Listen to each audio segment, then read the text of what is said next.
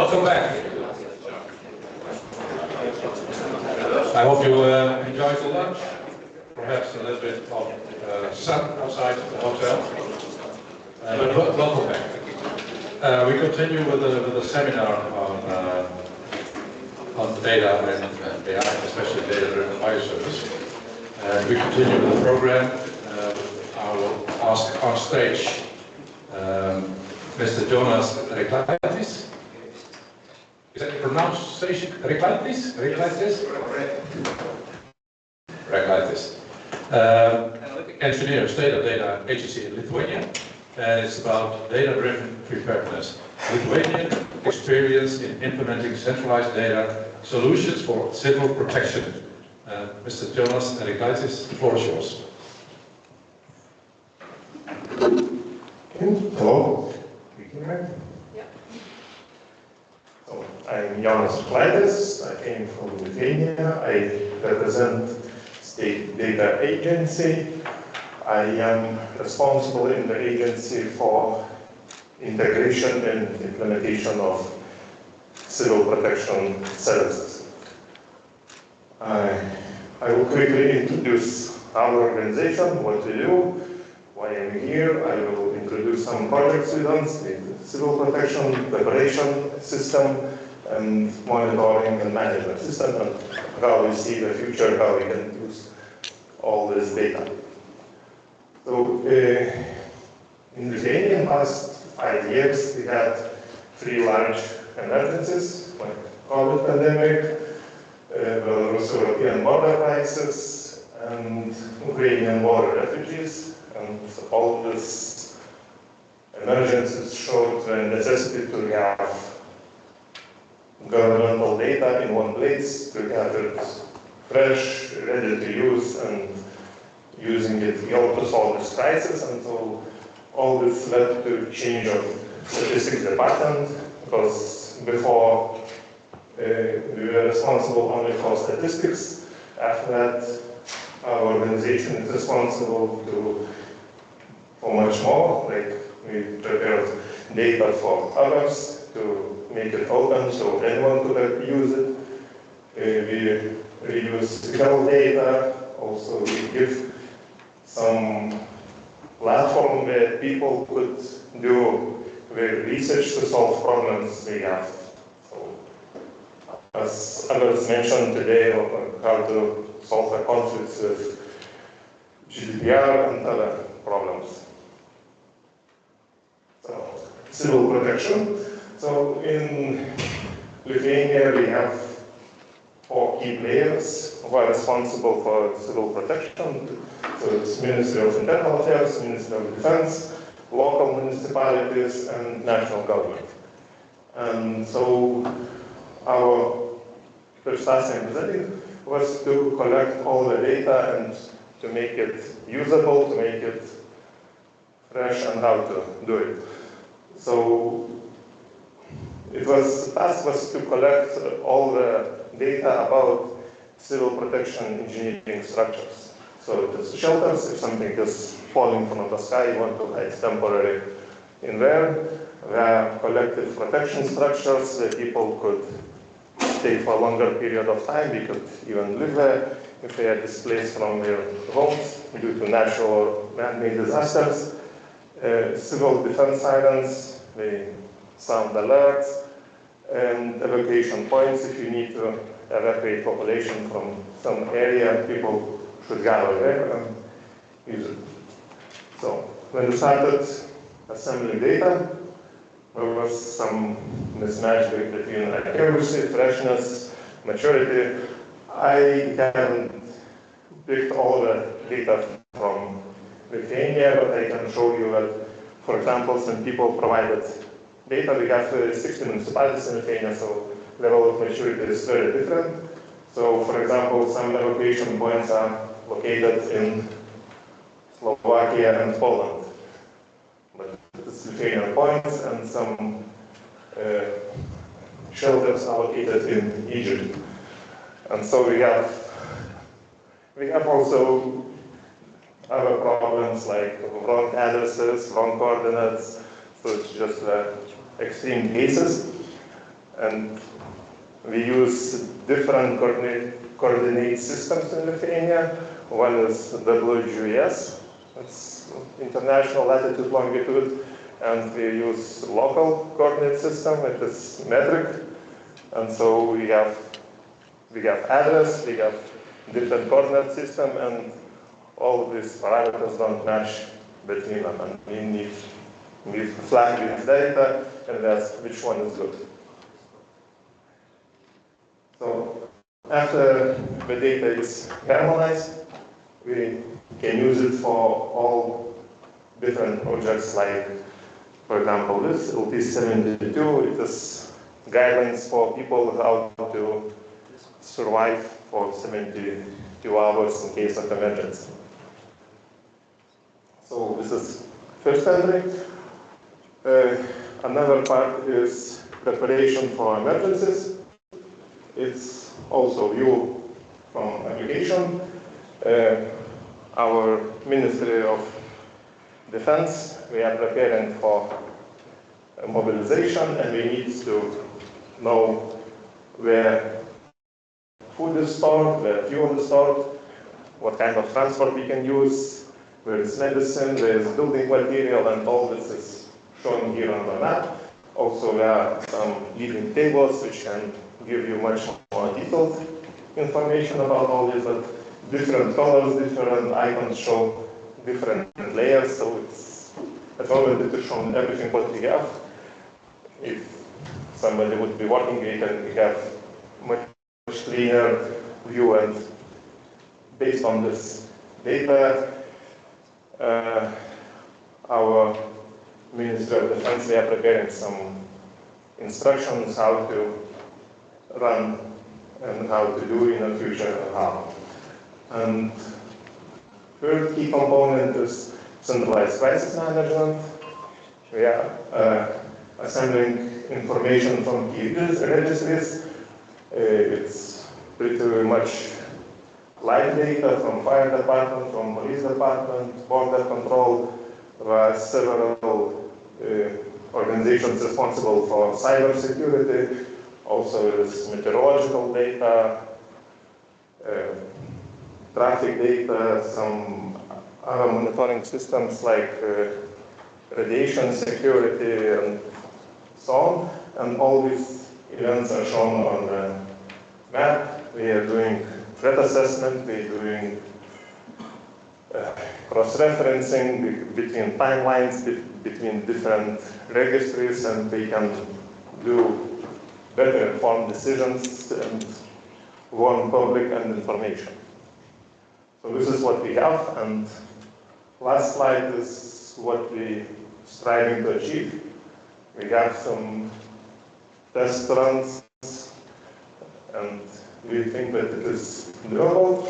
So we want to use large language models or artificial intelligence to launch queries. So for example, if there is some sort of crisis, and imagine that we want to evacuate some area, so at the moment it would be that the officer should go through the census data to calculate how many people there is, to go through car registry to calculate how many cars he would need, how many buses, to prepare or suggest some sort of travel plans, and after that he needs to requisite all these traffic vehicles, organize the evacuation of people, and our suggestion is that this job can be done by artificial intelligence, because we have current data from census, we know current data from traffic vehicle registers,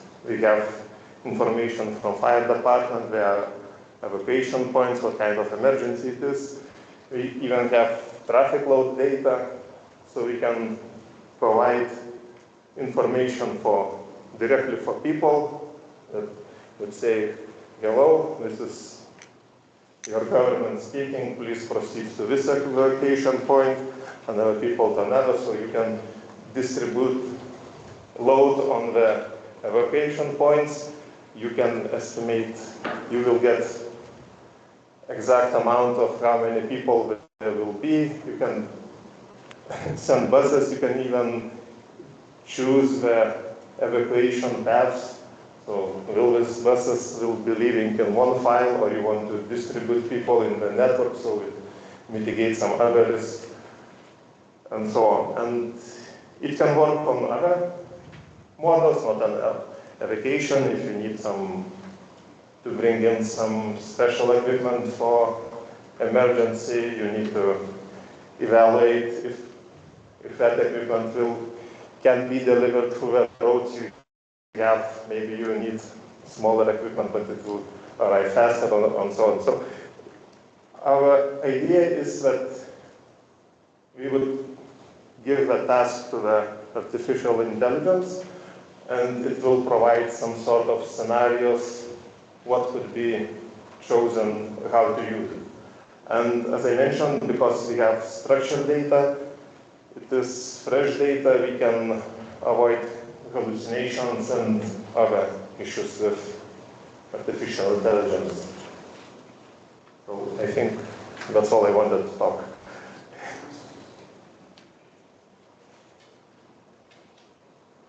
I was a bit too quick. It started coming. Thank you. Are there any questions in the audience about this presentation of Lithuania? So it was very clear. We have one question in the back. For Norway. Yeah. You're talking about large language models. Have you considered multi-model models? That includes computer vision also? Not yet, but it would be interesting. Let's say tips. Yeah. Okay, thank you. Very smart.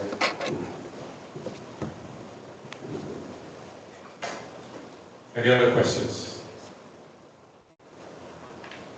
Is there a question about it, or just very Thank you. Thank you.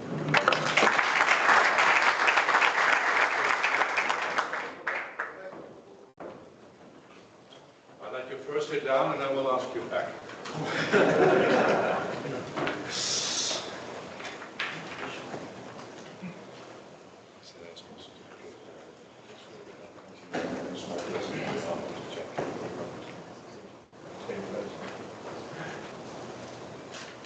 In front of the screen again. It's nicer. Okay. Shake hands. Thank you.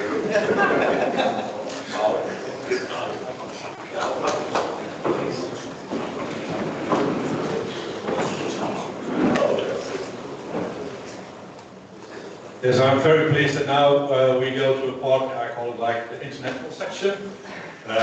We have three international guests, of course, Mr. John Butler, and then Mr. Osvaldo, and Mr. Juan Carlos Field, in that order.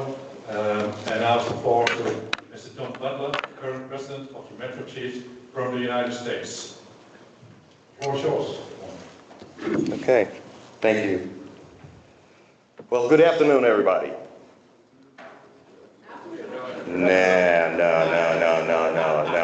No. Too weak. Do me a favor. Everybody stand up. You've done this before. This is not your first rodeo, as we say in the U.S. Just for about 20 or 30 seconds, just stand. Just stretch, move your bodies, open up your chest. Get your brain. What I'm doing is trying to take up for some of the time that wasn't spent earlier. So I'm trying to get the clock back on track. No offense, for ending early. I wasn't ready. So thank you for that. Okay, you can sit down now. I think that was good enough. Yeah. Thank you for indulging me. So it's great to be back with the FEU. Last year was my first year with you. I'm generally an introvert, and I was kind of I was traveling by myself, and I was kind of recluse and not really engaging. And a number of you took me under your wing and you adopted me. This lonely American was just walking around Birmingham, you know, like a fish out of water. And a number of you took me under your wing and you took me around, and I'll just leave it at that. You kind of opened my eyes to Birmingham. So thank you to my new family, the Nordic Mafia. You know, so give them a hand, give them a hand. Thank you. I love you all, and I'm so proud to be part of this great group, but I've got a special home with Scandinavian friends. Okay, so let's talk about the Metro Chiefs, the Metropolitan Fire Chiefs Association. All right, so this phrase at the bottom here is very important to us. We start all our meetings with that, all our gatherings. It's something that we recommit to each other and to our communities, a place to belong, inspiring success. And oftentimes we also say, where goes the Metro, so goes the fire service. We really believe that. We believe we're covering most of the dense populated areas of the world and the larger fire departments of the world, and therefore most of the fire service in general tends to take our lead. The fire service need leaders right now, okay, and you would know that just as much. Without talking politics, we need leaders right now in the fire service, nationally and internationally. This slide just shows you, this is about eight flags that are flying just a couple of weeks ago when we had our annual conference in South Carolina. Each of those flags represent a nation that was represented there. And it's always impressive to see the amount of flags and the national anthems that are played when we get together. It really brings home the international flavor of what we do. Okay, we're starting in 1965. A few fire departments, urban fire departments, and you know, like I said, covering most of the population, the dense population in North America, and then it grew into other areas of the world. Some of these organizations are still very involved, and some come and go, but generally speaking, they're all there. I'm really proud of the first one, FDNY, the Fire Department of New York, who joined with us this year. They hadn't been at the table for some time. That's the largest fire department in the U.S., and then LA, and then Chicago, and then Houston, in that order. So New York is the leading fire department. We needed them at the table. Very impressed with what they did this year at a conference and spoke on lithium-ion batteries and LIB fires and micro-mobility issues in New York City. Let's see. What happens if I hit it again? Do we have sound? Without sound, this is no good. I think I hear something. Yeah, you get something. Go ahead. Good.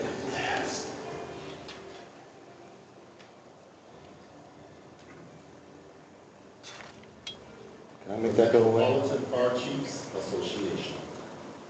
Our vision statement, a place to belong, inspiring success.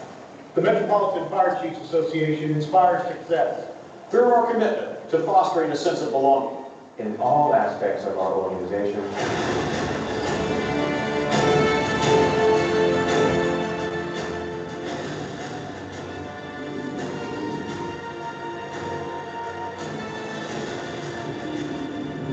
Respect. We seek to understand one another and hold one another in high regard. Integrity, being honest in our words, transparent in our motivation, and accountable to each other. Collaboration, sharing to produce exceptional results. Inclusion, providing equitable opportunities and resources for our members. and education. Provides development, growth, research, and learning to fire service leaders. These values will guide our ongoing efforts to create an environment where all members feel valued, respected, and supported. We believe that everyone should be able to bring their whole selves to the organization and feel a sense of belonging. We will strive to create an environment where all members Can collaborate, learn, and grow together. Our brand new Metro Fire Chiefs Challenge Coin is a symbol of our vision, the culmination of our values. It represents us. It's where we all belong. It's where we are inspired. It's how we all succeed. This is our Metro and our commitment.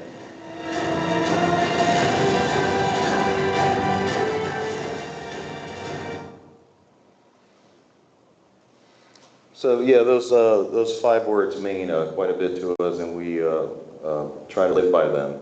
And that's respect, integrity, education, collaboration, and inclusion. That's what conferences are. They're not just the social element, but we also have an opportunity to collaborate and learn and grow with each other.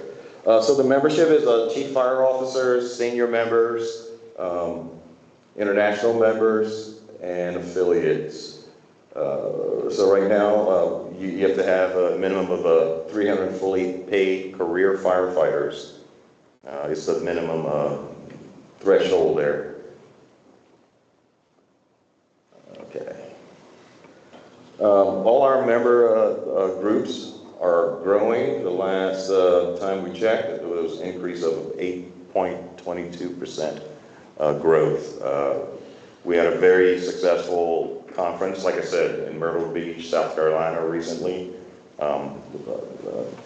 Chief Droz can give numbers, but if you need those numbers, but they were very impressive on attendance and also membership growth. We're very proud of what it looked like this year, as was the other years.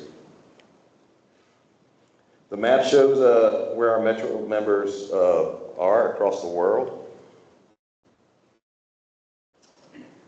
And we'll talk about another map here soon.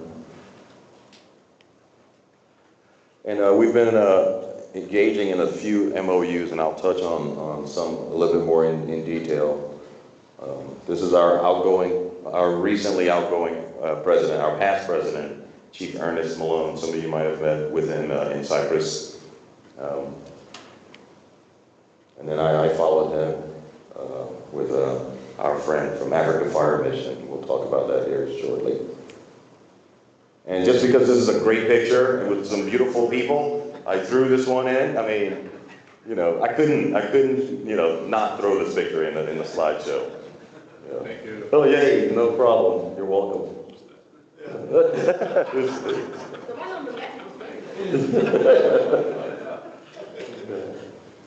Recently, with the help of Chief Droz, we put together a new member packet. You know, oftentimes in passing or at various forums and venues, people are asking us, what is the Metro? Who are the Metro? What do you do? And with some focused effort, Chief Droz did create a flyer that the board approved, and something we're very proud of. Some of these graphics you'll see in paper form. Okay, and we'll pass them out. I mentioned a little while ago about memorandums of understanding. This is with the Australian Fire Authority Council, Australia Fire Authority Council, AFAC. We have an MOU with them, and, as well as the South African Emergency Services Institute. South African Emergency Services Institute. So many letters, so many words. Yeah, bear with me. And this one we're we're very proud of. This is a new one with the Africa Fire Mission. Africa Fire Mission is probably one of the more formal and organized groups operating in sub-Saharan Africa. By count, we suspect that there are 40 metro departments in sub-Saharan Africa. We're looking forward, we're excited about this new effort for a number of reasons, to both have visitors and visit with them on the continent and do training, as well as a pathway to help some of the underprivileged departments with surplus equipment and other tools and apparatus that others can use that we might have. So education, training, engaging with the underrepresented, as well as supplies and equipment. You can learn just as much from those that have less than you as you can from those that have more than you. And it's amazing how much of the world's population is in sub-Saharan Africa. We already have a footprint on that continent in South Africa, but this just expands it. And by saying that expansion with some of these MOUs, you see what happens to the metro partners on a global scale. Russia could be red, okay, but Russia is not red right now. Okay, they could fall into that partner, but for a number of geopolitical reasons, they're not, and that's how it'll stay until further advice. I'll leave it at that. So I talked briefly about Horry County or Myrtle Beach, South Carolina, the conference that just ended just a couple of weeks ago. We're real proud of that. You know, we just recently put out a survey for those who attended, and some of the early indications was it was well received. Chief Joey Tanner, he was the fire chief. He is the fire chief in Horry County. He was our host, just as Prague is hosting here. He hosted us in Myrtle Beach, and he and his team did a fantastic job. We move around just like FEU, and we were not disappointed at all being at the beach. Did you want to say something? You might explain what this is. Oh yeah, I didn't even know that. What were they? They were sauce for donuts or something. Oh, that's right. There was like cherry sauce or something for the donuts. I didn't even notice that. Thank you. I talked a little bit, I gotta see the slides, so I'm gonna stand over here. 160 active chiefs from 11 countries. I think that number is higher, perhaps representing, like I said earlier, world's largest and most advanced services. Some of the modules we trained on and had education on this year with lithium-ion hazards, like I've already talked about, and energy storage systems. Wildfire doesn't respect borders.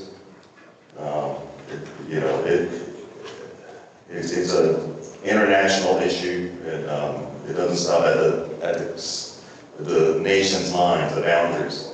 Firefighter health, first PPE. There were some of those topics we talked about. Let me see what else we did. We did in Myrtle Beach. We did health and wellness, lithium-ion, energy storage systems, wildfire, and fire risk modules. Some of what has been talked about here today could have easily fitted in what we talked about just a couple of weeks ago in many ways. Many of the topics were intriguing this morning because it just continued our conversations from a couple of weeks ago. There's a place for the FEU with the Metro. We're talking about the same things, and we may have states in many of our Metro members. You have nations that are real close, and your region is similar to ours in certain ways. The next conference will be in Milwaukee, Wisconsin. That too is a beer town. So, so there you go. Yes. Some topics we're working with other partners. The Metro has two parents.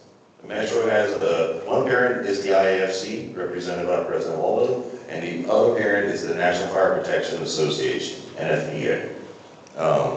So we work with both parents, we work with a lot of others. The Western Fire Chiefs Association is a division. It's a division in the IAFC. They're standalone, independent division with their own bylaws.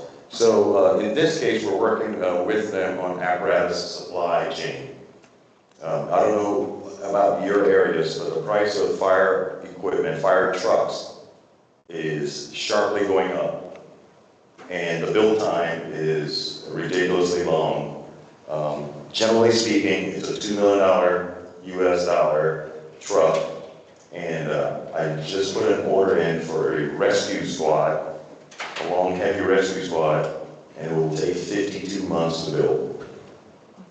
52 months to build. So I did the math. The 9 people on my council who approved it, and me, none of us will be here in 52 months.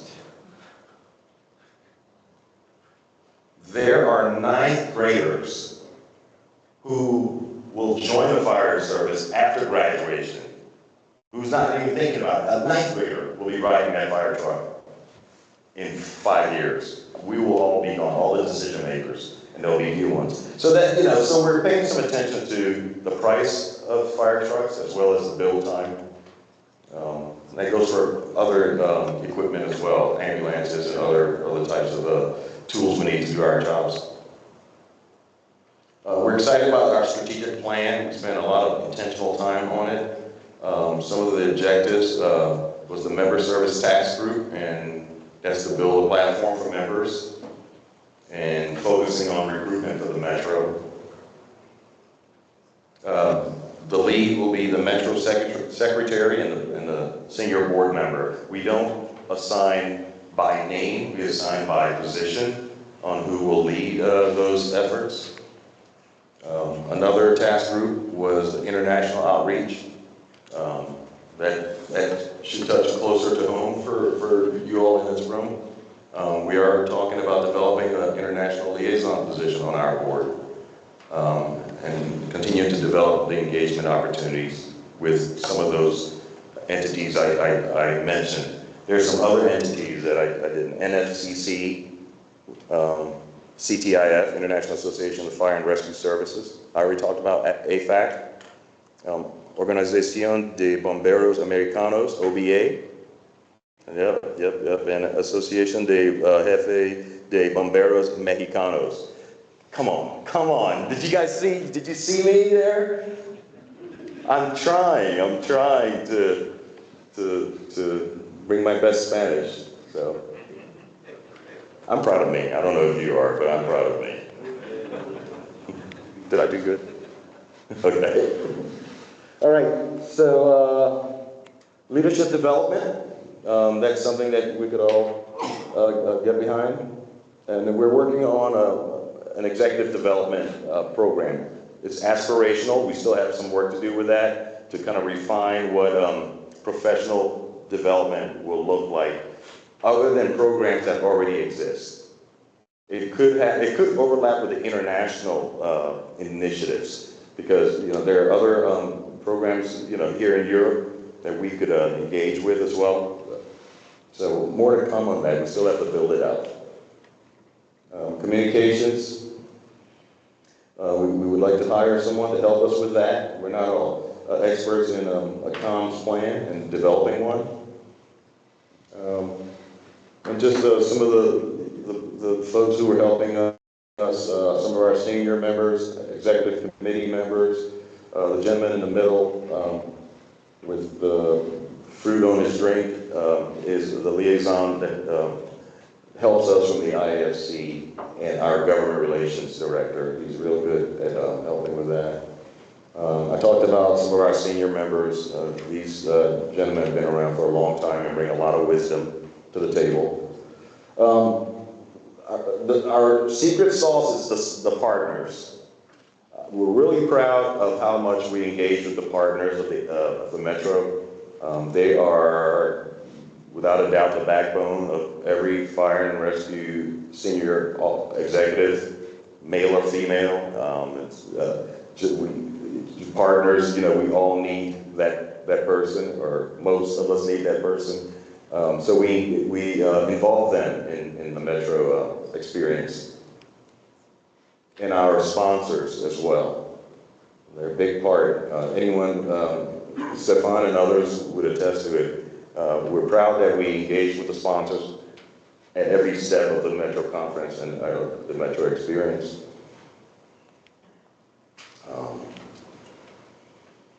That kind of brings it to the end. I'm real proud to be taking the helm from Chief Malone with the help of Chief Droz. We'll keep it going and do our best to inspire success and where people can belong. So thank you for giving me a few minutes. I'll take questions too if you want, if you have any.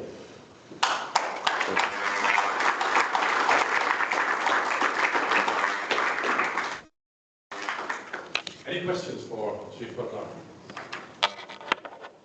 Any questions? Here in front. Peter Ostercheck from Republic of Czech.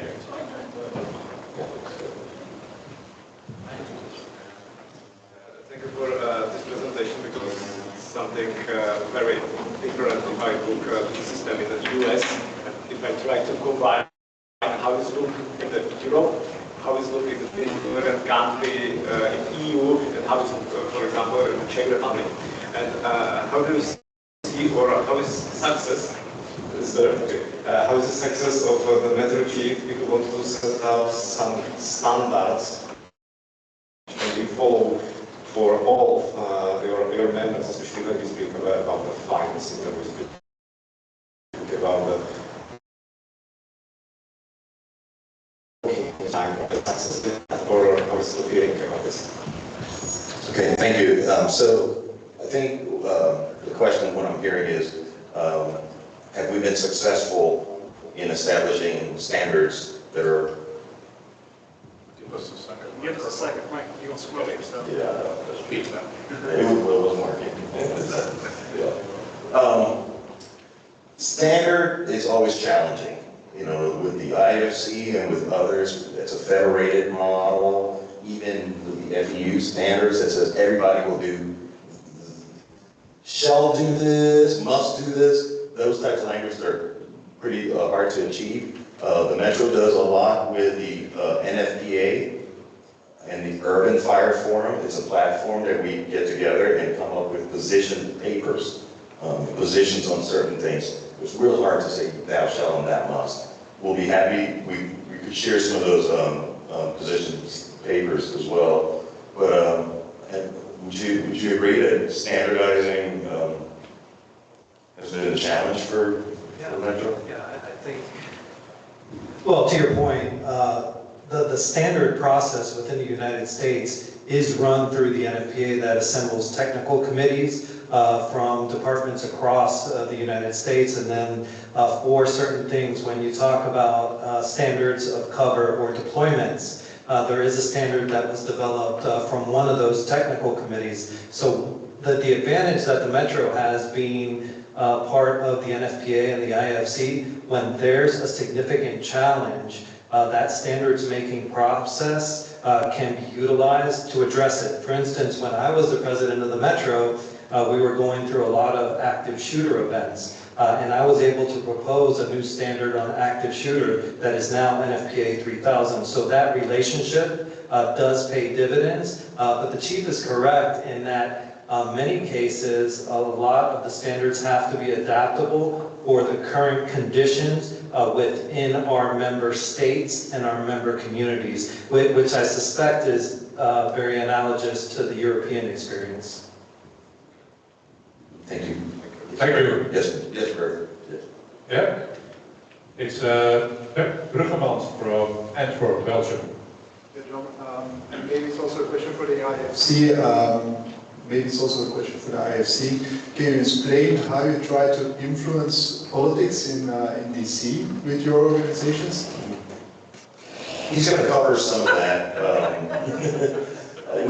The IFC, the Metro, I showed you a gentleman on the slide, Ken Losala, who's our government relations director. He works both with the IFC as well as the Metro and even some other entities. But we try to have a common voice. There are ways that the IFC could use the Metro and the way the NFPA could use the Metro that are somewhat different from other sections.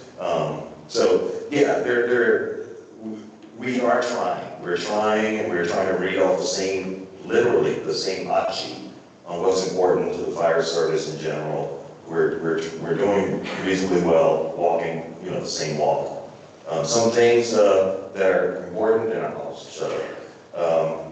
We have to reinvent the 911 system in the U.S.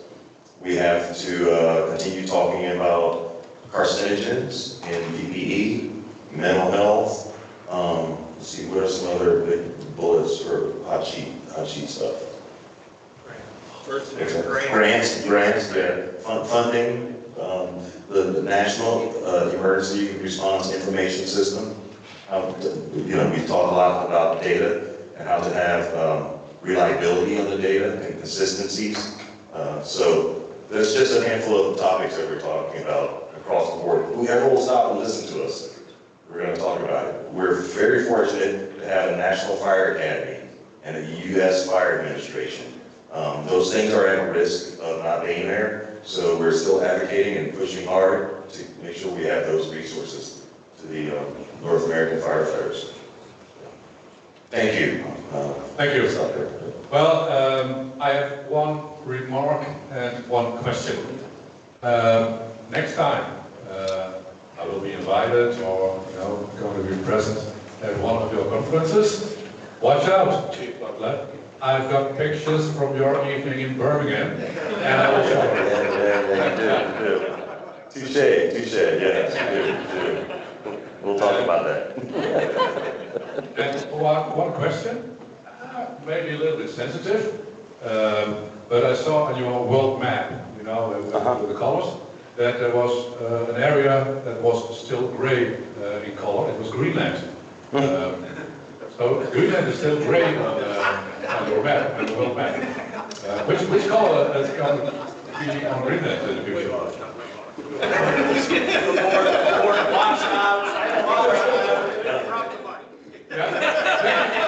Thank you, Chief. Thank you, Chief.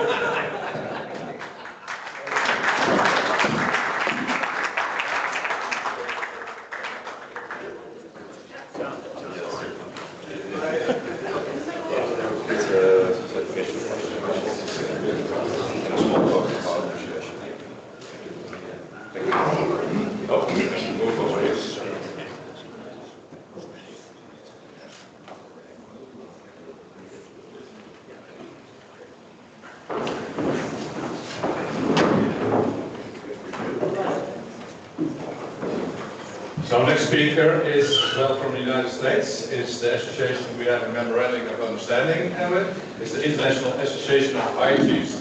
Mr. Josh Waldo, the current president of the IFC from the United States. The floor is yours. Thank you, sir. Good afternoon. I appreciate Chief Butler getting everybody woke up and ready to go here. I would like to say he claims to be an introvert, but based off the pictures that I saw yesterday, you got him out of his shell, so good work on that. So yeah, a little bit about the IFC, who we are, what we do here. I am the current president. Our presidents only serve a one-year term. So we take office at our annual conference, which is typically in August. We serve a year, and then you're out. So Chief Stubing is a past president. John is a past president. There's a few more in between, but we're only in there for 1 year. We're on the board for 4 years, but 1 year as the president, and then they move us along because we've probably screwed up enough stuff in a year that they're ready for somebody else at that point. So I come from a really small department. I'm almost the polar opposite of John. Chief Butler's got a major metro department, thousands of people. I'm in a really small department in southwest Montana with 67 people. So very different organizations, but we have a common mission. We share a lot of the same direction and vision that we have for the fire service, and that's why we're leaders within the association. Our association today, 12,000 members plus minus, with representation obviously in every state in the United States, and then 30 plus countries across the world. So it's something that we're always working on, is to grow our membership. As stated in the introduction, we've had an MOU with the FEU for some time now. In fact, our board puts so much value on the partnership with the FEU. If you didn't catch it in his introduction, Chief Stubing has been assigned to be the liaison between the IFC and the FEU. So we want that constant presence and voice, and we're actually talking, as we speak, about expanding that MOU and what that could look like. Hopefully, we may have an announcement this summer, and I'll tell you a little bit about that here in just a few moments. John hit on this a little bit. Our association is broke up into divisions. We have 8 divisions. They're geographic. It allows each of those sections or divisions of the country to come together, work on issues that are specific to them, as well as supporting the bigger efforts at the national level. We also have a number of what we call sections, and so the sections are geared at specific topics. So if you look at EMS, we have industrial fire, we have the Metro Chief, safety and health. Our sections are just that. They're small groups of folks who have a common vision from across the country who can come together. As we speak, we have a conference going on just outside of Phoenix, Arizona, that's being put on by our Fire and Life Safety section, who it appears I left off there. I'll hear about that. And it's focused 100% on community risk reduction. And so our sections allow you to really drill down into more specifics of a certain topic versus the IFC, where a number of different things going on at one time. So what do we do? Well, I'll go back to the question that you just asked. One of the biggest things that we do is we advocate. Notice I say advocate. That's a very important word.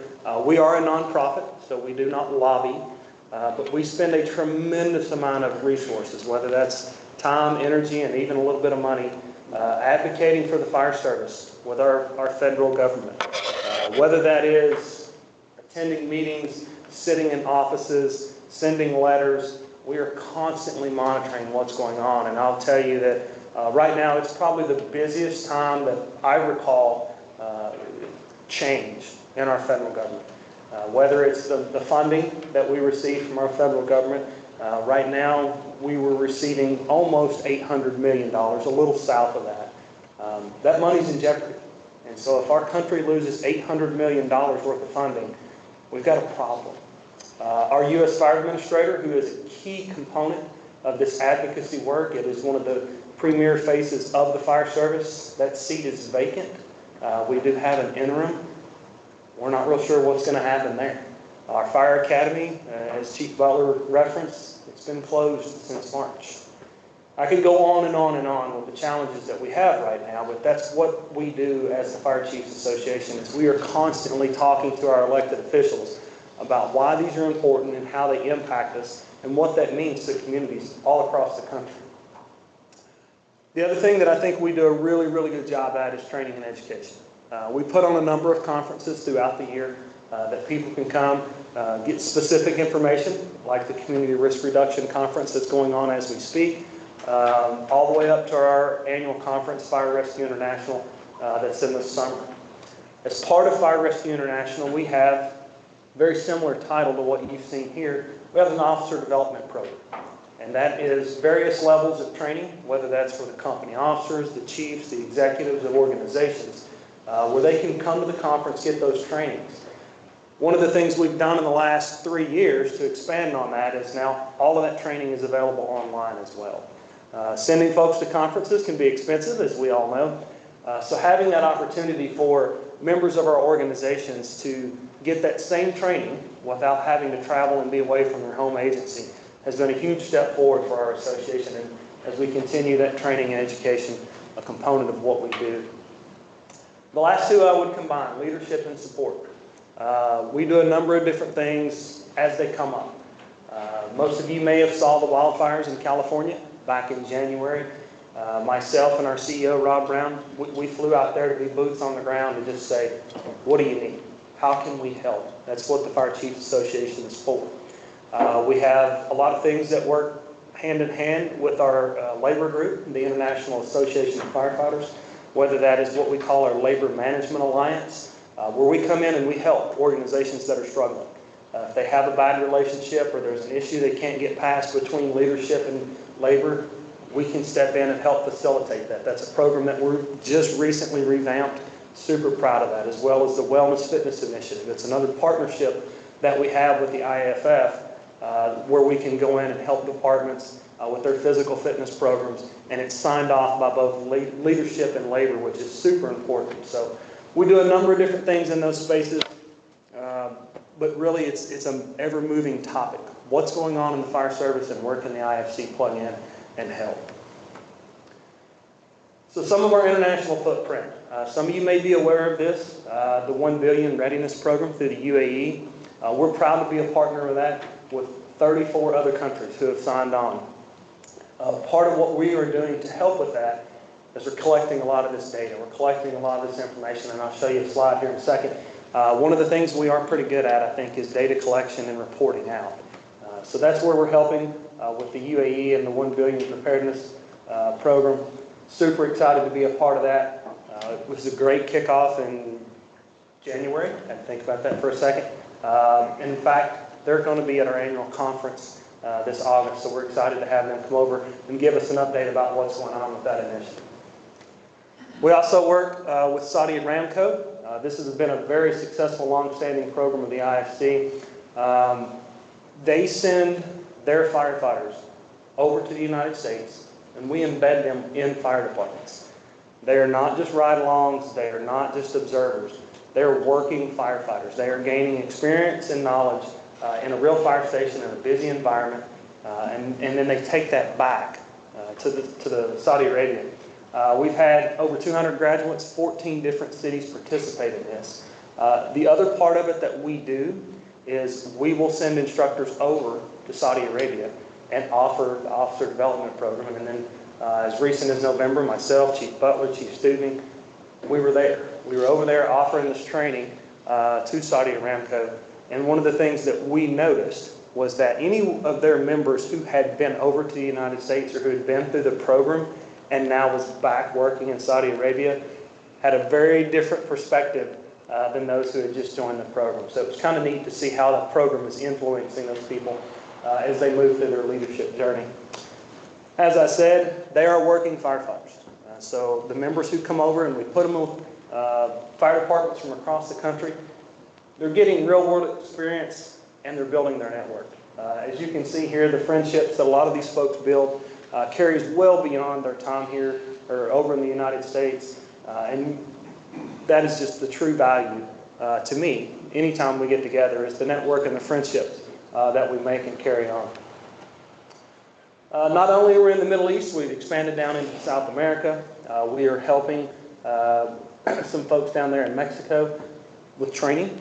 We're continuing to look to expand our opportunities down there. Here's just a couple of pictures from a recent event. It would have been last year about this time, where we went down, did a little bit of emergency management, incident command training with the Mexican Fire Service. So always looking for opportunities, again, friendships, relationships, expand the footprint, and figure out how the IFC can help moving forward. Specifically to what we're talking about here today, I want to touch on some of our things that we do around data and technology. First, I'll tell you, the other thing that we have in our toolbox at the IFC is we can stand up councils or task force. We have a technology council within the IFC. Our technology council today is really kind of that group of folks who are into the technology space. They understand it. They're producing white papers. They're working with vendors directly, trying to help them understand the fire service a little bit better so that we get a better product in the end. That Tech Council also puts on a conference every year. It's the Technology Symposium. That's in December. This year it is in Texas. I don't have the dates right off the top of my head. It's one of our fastest growing conferences. The interest in technology is at an all-time high in the fire service, and having this council that's helping us kind of bridge that gap between fire service lingo and language and the technology space is proving to be extremely beneficial. Not only is it helping the fire service get a better product, the vendors are starting to understand what we need, and now I'm even seeing that conversation switch a little bit to, instead of saying, well, here's our latest product, they're actually coming to the fire service first and going, what problem do you need us to solve?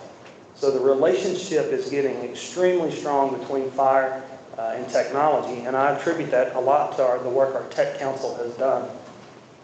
We also have the Fire Data Analysis Work Group. We call them Fire Dogs. It's just a nice little acronym. Pretty self-explanatory. They're the group that is figuring out how do we collect this data, what do we do with this data, how do we push it out, how do we make it usable for communities. We've seen a couple of presentations this morning about this is what your data can tell you. Unfortunately, not every community has the resources to have GIS staff. I would love to have a whole office of GIS folks, I promise you. I don't, so I rely heavily on this group to help me understand what's available to me, how I can get it pushed out, and kind of what it looks like. And so to give you an example, these are just a couple of the dashboards that are produced by our Fire Dog group using various data forms from across the country. It was said in an earlier presentation this morning, with data, it's very difficult. It doesn't talk to each other, and sometimes even if we can get it to talk to each other, the schemes behind the scenes don't line up.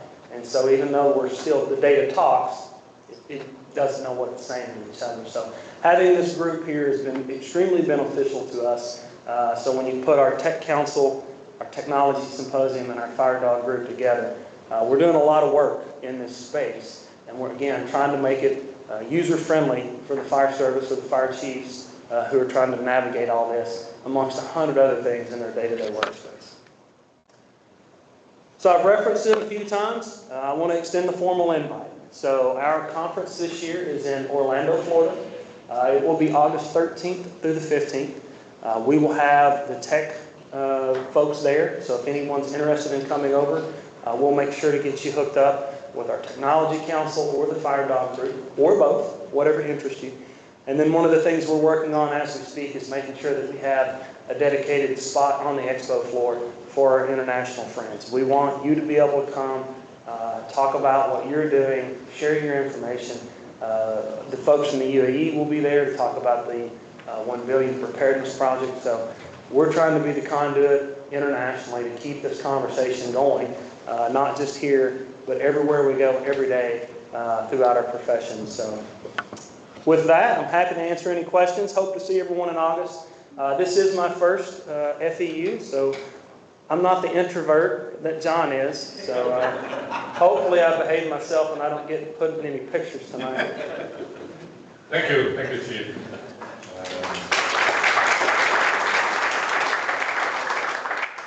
Any questions? Questions on IFC? Sultan, Hungary. Thank you very much for this nice presentation. My question would refer, if you had to name 2 greatest challenges for the organization, what would they be? As I'm standing here today, our federal government and what's going on right now, and I'm not being political in it. It's just changing at such a rapid rate. When I give talks domestically right now within the States, I preface when I start that what I'm about to tell you might be bad information by the time I'm done talking. That's how fast things are changing, whether it's through new legislation, executive orders. It's really hard for us right now to keep up with what's going on. We need to keep our members informed, so this leads me into my second one. No different than any other organization. Communication is always going to be a challenge.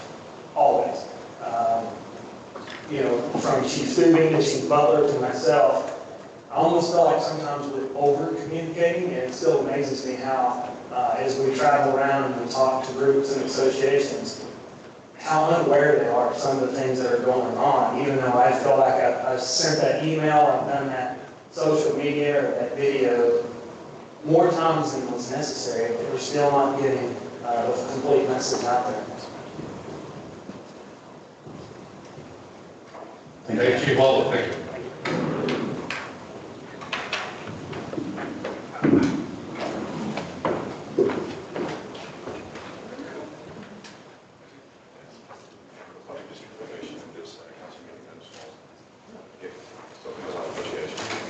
Thank you. This is the only picture I want to be in today.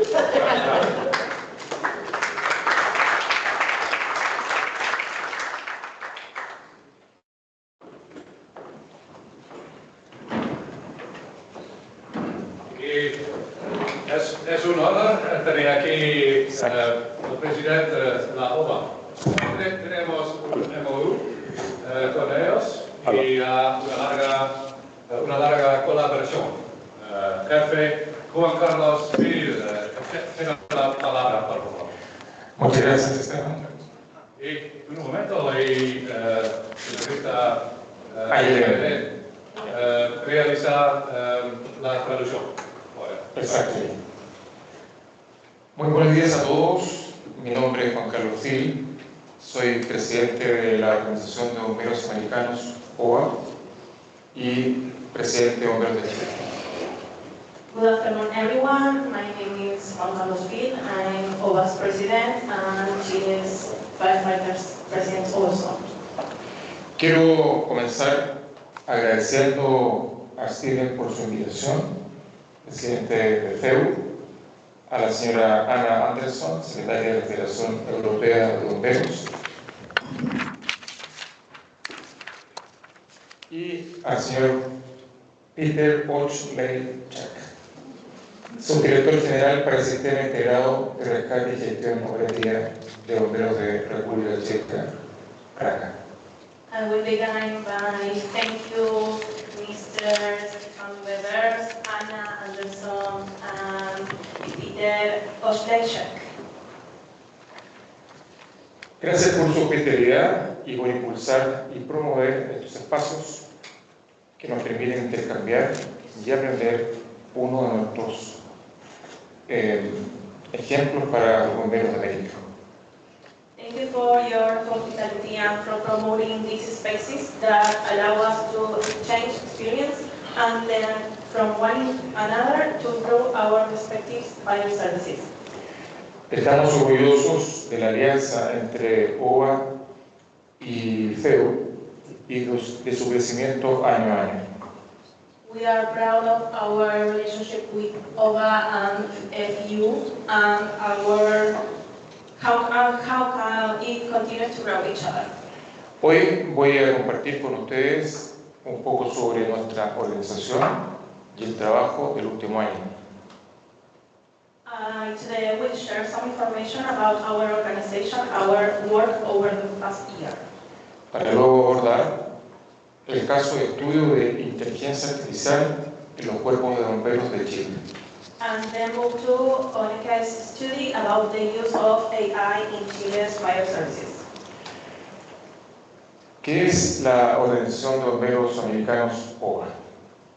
What is Organization of American Firefighters, OVA? La Organización de Bomberos Americanos, OVA, es la red de cooperación internacional más importante para las instituciones de bomberos en el continente americano.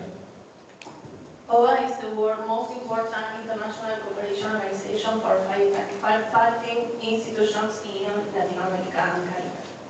Está compuesta por 65 instituciones, miembros activos, 9 miembros adherentes y reúne a cuerpos bomberos de más de 14 países, representando a más de 880.000 personas de primera respuesta.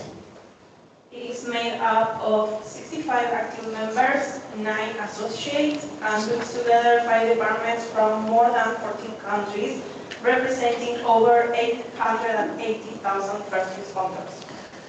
Fue creada por y para el personal bomberil del continente americano con el objetivo de fortalecer la respuesta a emergencias. It was created by and for firefighters from the Americas with the goal of strengthening emergency response through regional integration, technical training, and the exchange of experiences and knowledge. Nuestra labor promueve una cultura de trabajo conjunto donde la solidaridad y el aprendizaje mutuo permite enfrentar los desafíos del presente y el futuro con mayor preparación y unidad. Our work promotes a culture of collaboration where solidarity and mutual learning allow us to face current and future challenges with greater unity and preparedness. Nuestra misión es fomentar la cooperación internacional entre instituciones bomberíles para fortalecer la capacidad de respuesta ante emergencias y promover el intercambio de conocimientos técnicos. Our mission is to promote international cooperation among firefighting institutions to strengthen emergency response and foster the exchange of technical knowledge. En resumen, buscamos integrar, capacitar y coordinar a las instituciones para trabajar en forma conjunta y en forma más efectiva. We aim to integrate, train, and coordinate institutions so they can work together more effectively. La misión de OA es fomentar la cooperación internacional entre instituciones bomberiles en América para mejorar la respuesta ante emergencias y el intercambio de conocimiento. OVA objectives are to integrate, train, and standardize member institutions, encouraging coordinated and sustainable actions. En línea con lo anterior, nuestros objetivos pueden resumirse en integrar, capacitar y estandarizar a las instituciones miembros, impulsando acciones coordinadas y sostenibles. We aim to integrate, train, and coordinate institutions so they can work together more effectively. Esto para trabajar diariamente en nuestros valores que se centran en el profesionalismo, la participación activa, el respeto a las comunidades y el reconocimiento del valor social y de la vocación bomberil. Our core values are professionalism, active participation, respect for communities, and recognition of the social value of firefighter as a vocation. Como mencioné anteriormente, OVA cuenta con actualmente más de 65 miembros, considerándose como una red de bomberos global que abarca a 14 países en nuestra Iberoamericana. As I mentioned earlier, OVA currently has over 65 members, consolidating itself as a global firefighter network spanning more than 14 countries in Iberoamérica. Nuestra institución fue fundada en el año 2006 y desde entonces ha sido reconocida como la Organización de la Sociedad Civil por la Organización de Estados Unidos. Our institution was founded in 2006 and since then has been recognized as a civil society organization by the Organization of American States. A lo largo de estos 18 años de vida hemos logrado expandir nuestra base de instituciones miembros de manera significativa. Over these 18 years, we have significantly expanded our membership base.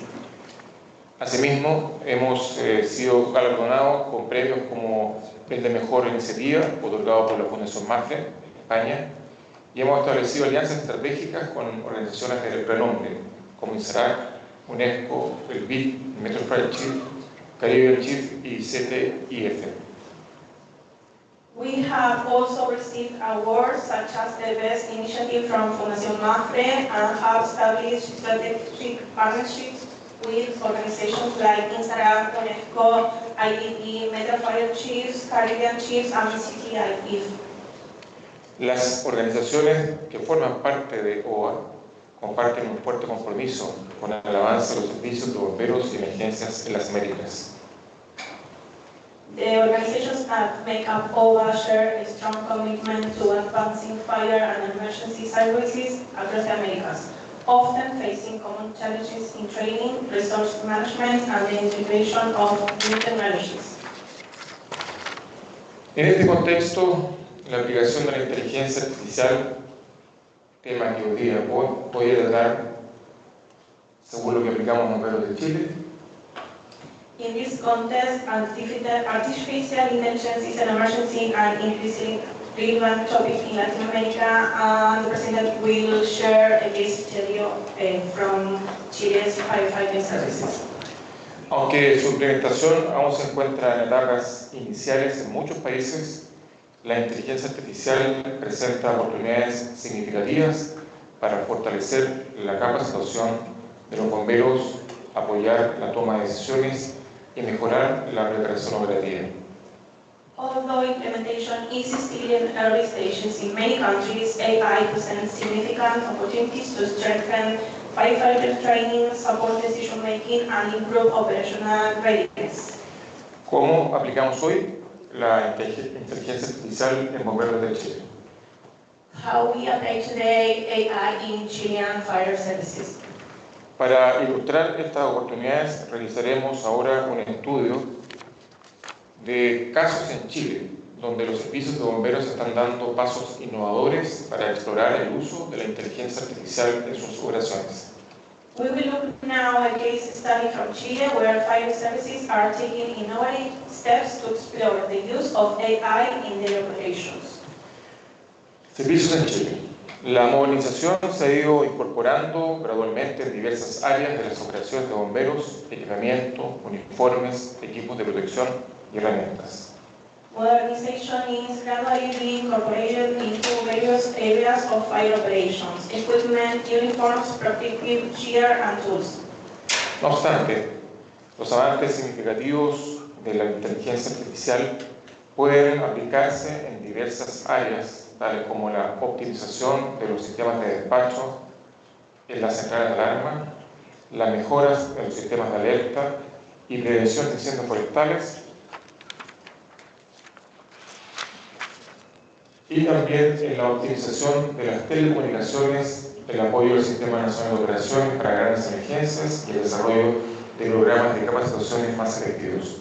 However, significant advances in artificial intelligence has also been applied in areas such as dispatch system optimization, improved wildfire alert and prevention systems, telecommunications, operational coordination, and the development of more effective training programs.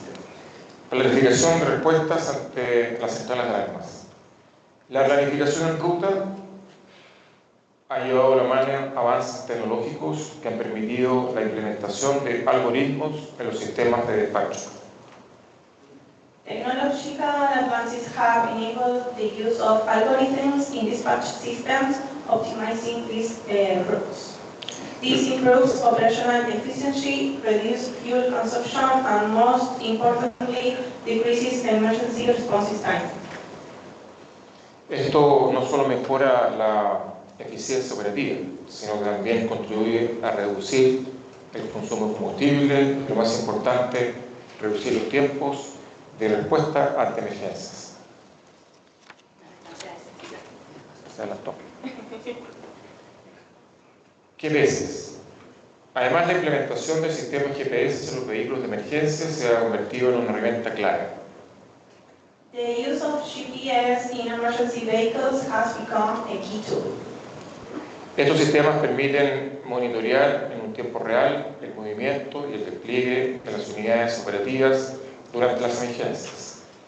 These systems enable real-time monitoring of unit movement and deployment during emergencies. También nos permite tener un seguimiento más preciso y eficiente de las acciones en curso, lo que fortalece la toma de decisiones ante situaciones de alto riesgo. This improves coordination and allows for more accurate tracking of actions, strengthening decision-making in high-risk situations. Gestión de personal y recursos. El uso de sistemas de registro de asistencia en las estaciones permite una asignación más eficiente del personal durante las emergencias. The use of attendance tracking systems at fire stations enables more efficient personnel allocation during emergencies. Importante indicar que en Chile todos los bomberos son voluntarios y que dependemos de su tiempo después de los trabajos. It's important to highlight that in Chile the firefighters are voluntary, so we depend on their time of jobs. Con la inteligencia artificial podemos ayudar a coordinar las diferentes guardias. With AI, we can coordinate different shifts. Y de esa forma evitar situaciones críticas y fortalecer la capacidad de respuesta. and manage critical situations and establish time responses.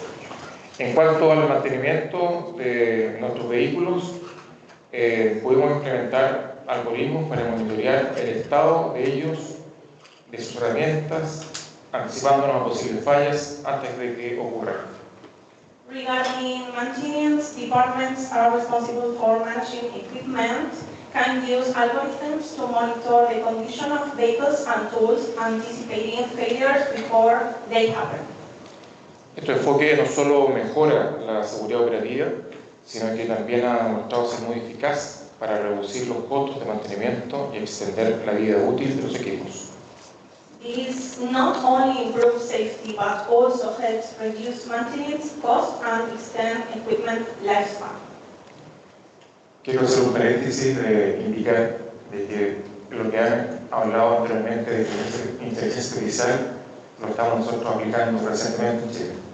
He wants to highlight that what you all talked before are being applied in Chile right now. Dentro de las centrales de alarma, el uso de drones en operaciones de búsqueda y rescate ha demostrado ser una herramienta valiosa, ya que permite escanear grandes áreas para localizar personas atrapadas o desaparecidas, aumentando así la efectividad de las intervenciones. The use of drones in search and rescue operations has proven to be a valuable tool as it allows for scanning large areas to locate trapped or missing individuals, increasing intervention effectiveness. Además, el empleo de cámaras térmicas en escenarios de incendio mejora significativamente la eficiencia de las tareas operativas y de extinción del fuego. Also, thermal cameras in fire scenarios significantly improve operational tasks and firefighting efficiency. Cámaras para detección visual. Instaladas en puntos estratégicos como torres o zonas elevadas, estas cámaras permiten monitorear o detectar emergencias mediante la intervención o la identificación del humo, llamas u otros signos de incendios. Visual detection cameras installed in strategic locations like towers or elevated zones help monitor and detect emergencies by identifying smoke, flames, or another signs of fire. He notado con interés los antecedentes de las empresas anteriores para poder contactarme con ellos, para poder mejorar nuestra inteligencia artificial en Chile. He noticed that some previous emergencies con las empresas que han expuesto anteriormente para poder poner en contacto con ellos. Oh, yeah. He will reach previous presentations to stay in touch with the Chilean services. So, no. ¿Pueden entrar a la presentación? No, hay que arreglar esto para atrás.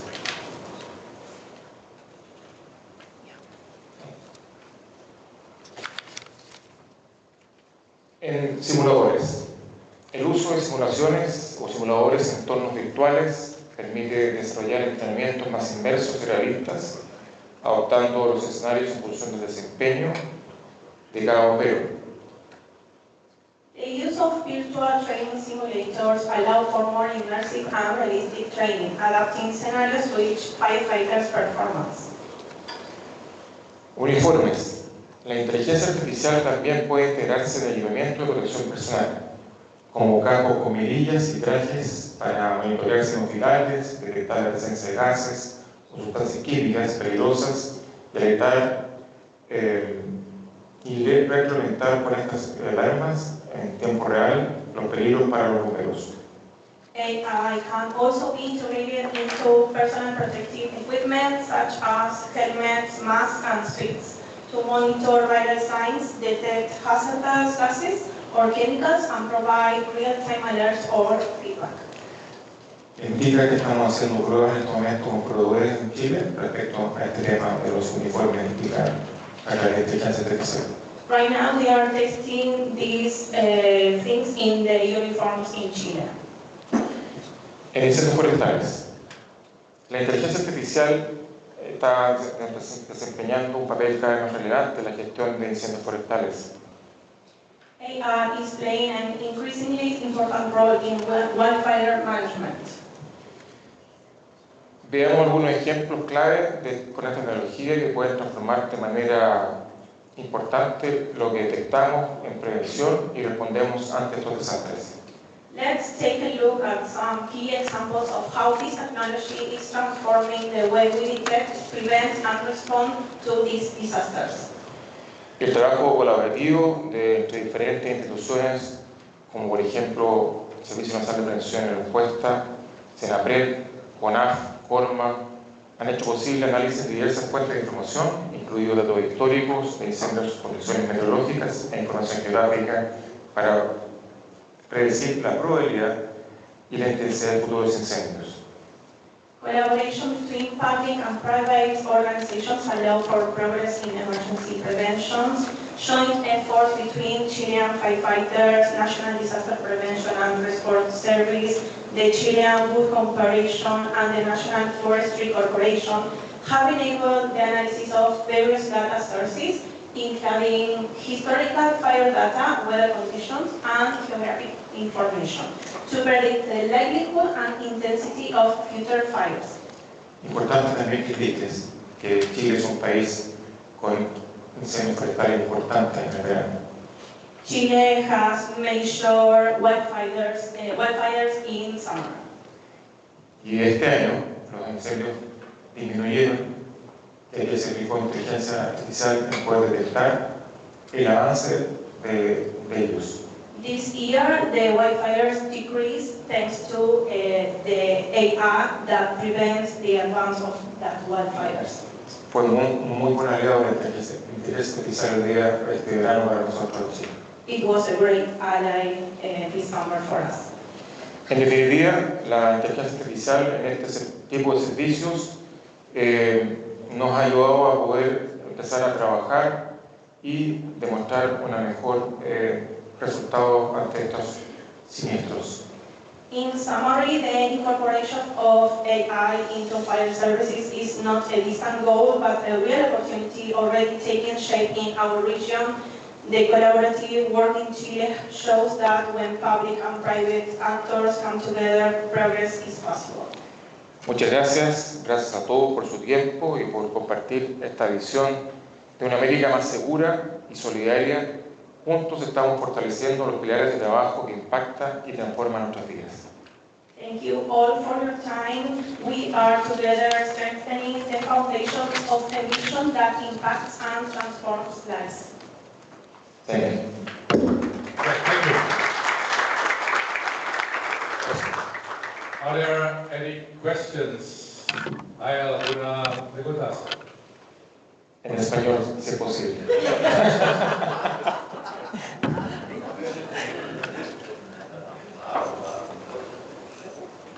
Aquí.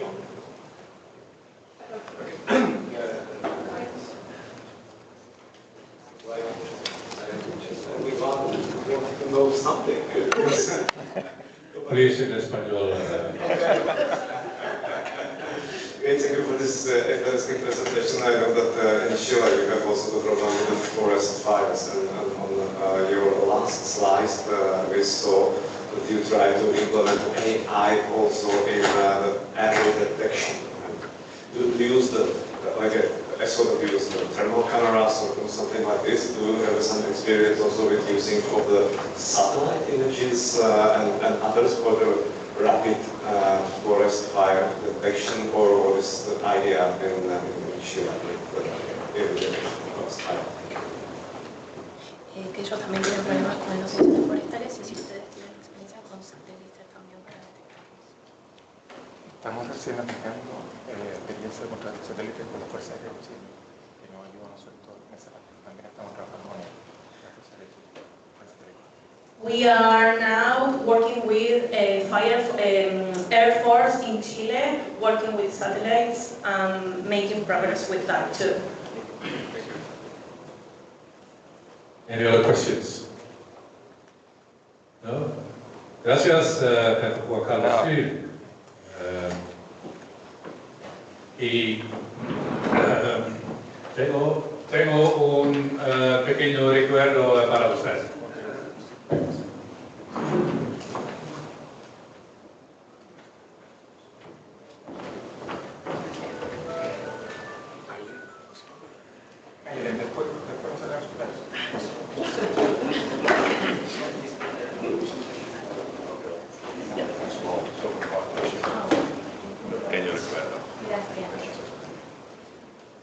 closer together, please. Come close together.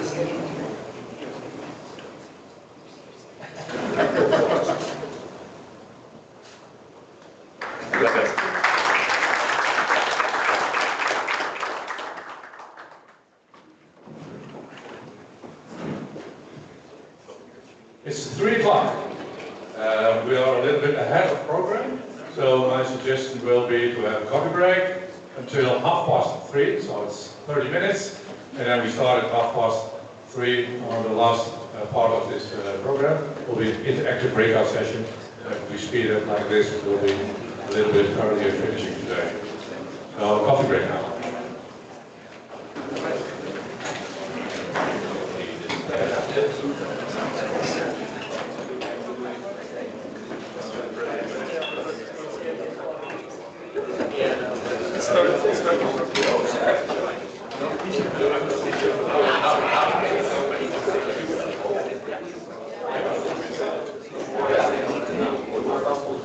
We have a number of our service focused on fire protection, military bases,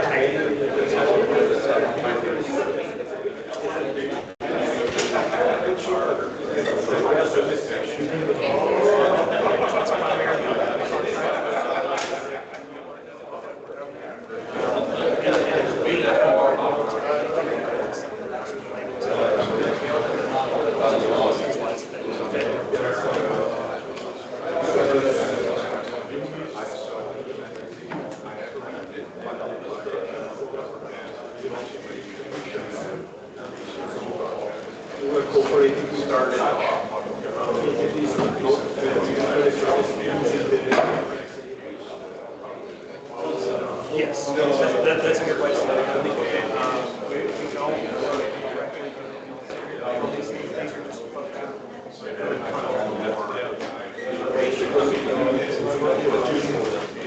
We don't directly all these things are just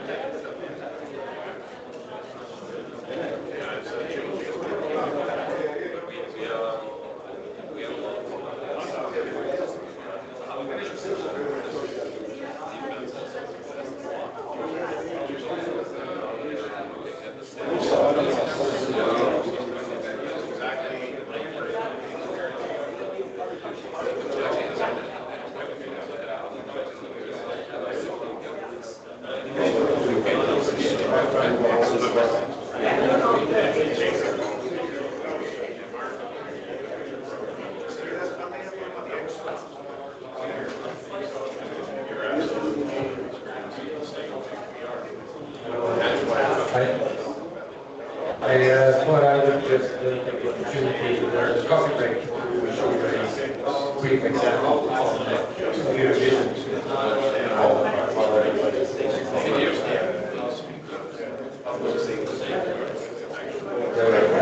So let's take a quick example.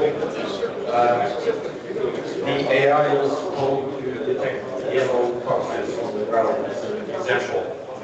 And this is how actual AI is working, because this video was filmed during the fall. So naturally the computer vision model looks for anything yellow. And also in the autumn there's a lot of yellow color nuances in the leaves and forestry. So even though we detected the boxes, also took everything in yellow in to represent it.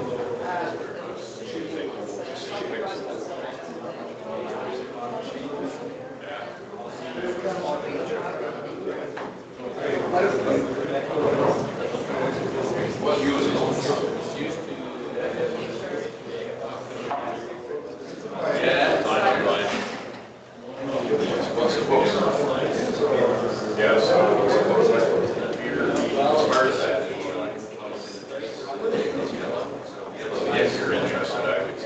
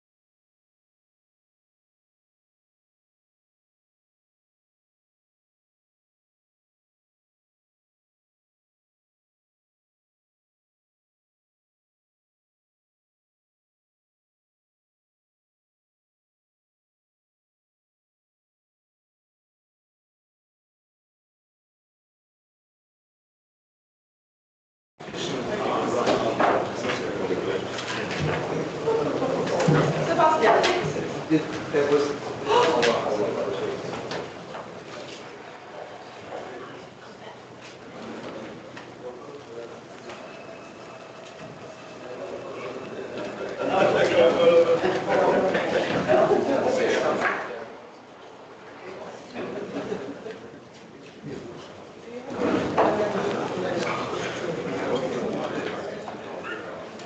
So for the last part of today, I want to Secretary Anna to take us through the interactive session. Anna. Okay, everybody's back from the coffee break, or they will be. These are the questions that we are trying to find some answers for, and that we would really like you to discuss in the groups. With experience from the latest council meetings and the reporting back to the secretary of the findings in each group, I would suggest that you make some small notes here and leave them to me today before you go home, because otherwise I will never get them. Just better, you normally send everything, yes. So should we take the next slide for the groups? And I made the groups last week, so there might be some changes. Someone might not be here, or we might have someone who's not on the sheet. But these are the suggestions for the groups. Try to combine countries, guests, speakers, sponsors, delegates in a happy mix. So please, we will put back the questions, but please take your friends in your group and find a place to sit. Just shake some chairs. And we will have, how long, Stefan, did you say, 1 hour? 1 hour. Okay? Then we will gather back in the session. A little bit, 1 hour. Okay? You look very puzzled, Ruben. Are you not in a group? Okay, thank you. Yeah, okay. Have some cake, have some discussions, and we'll be back. You know the groups now?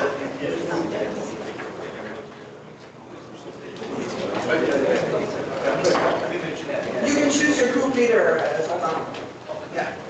If you don't, I will just point to the, otherwise I will just point to the head, to the one in the first row.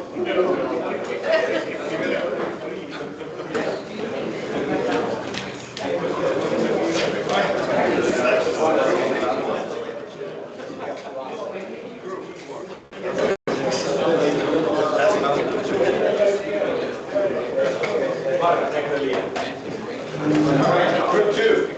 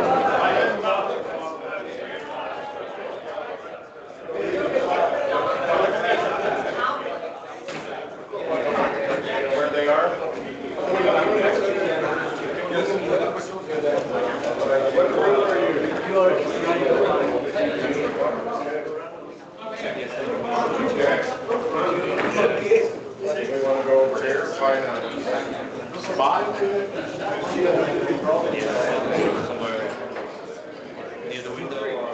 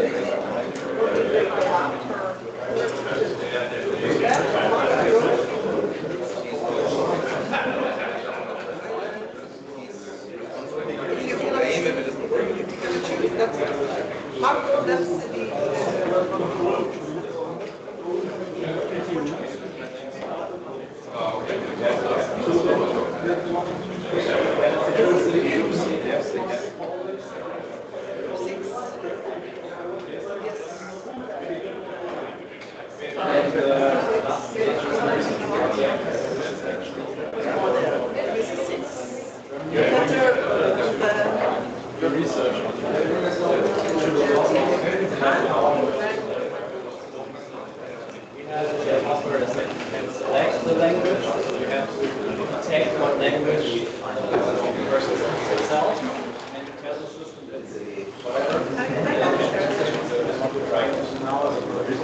Yeah, I was translating.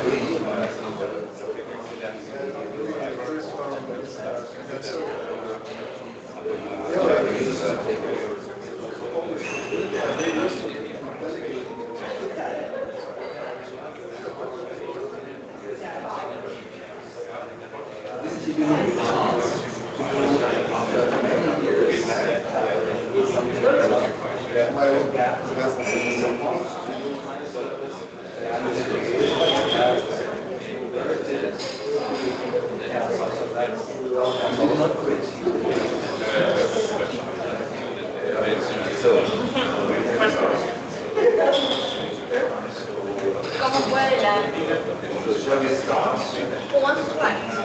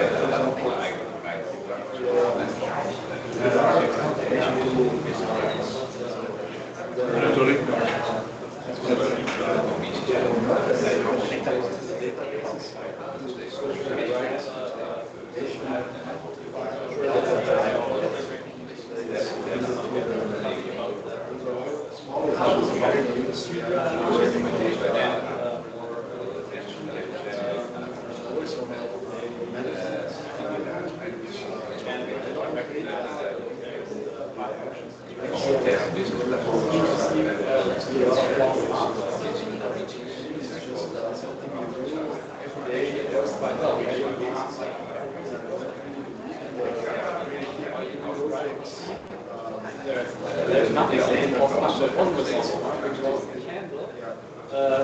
when out by itself. The ID detected correctly, of course, it was a big file. Not much. We added detection, data.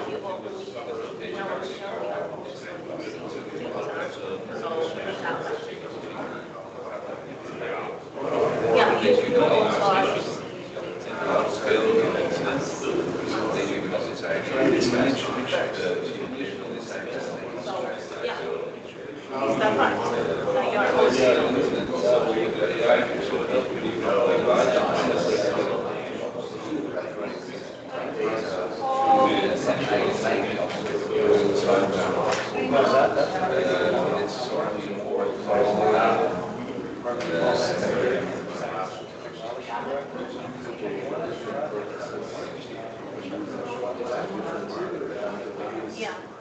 One data you myself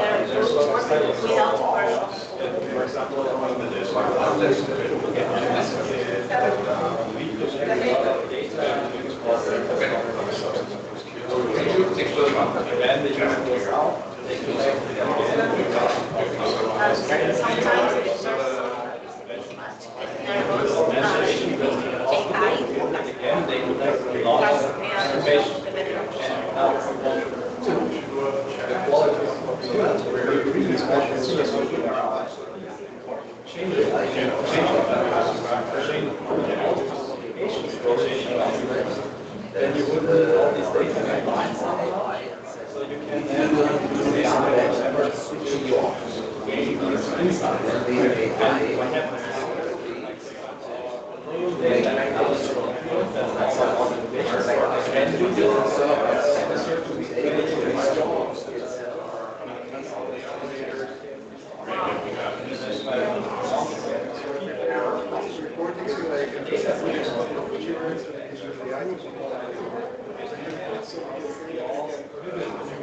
Use the AI to improve our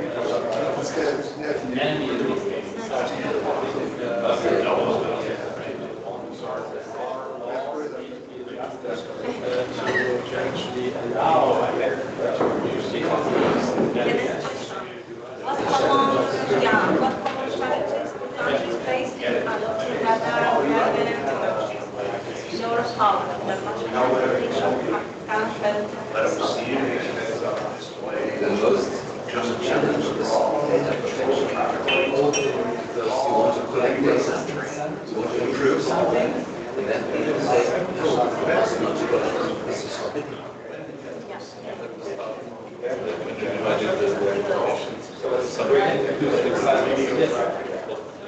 I don't know if that's it is.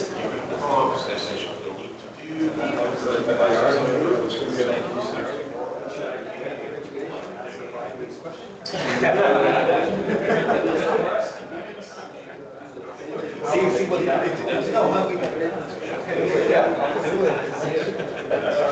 this is the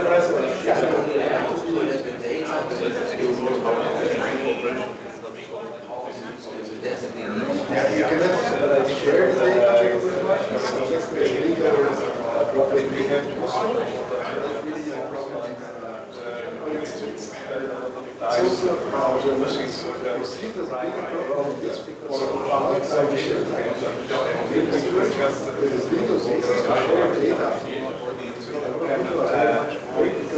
data,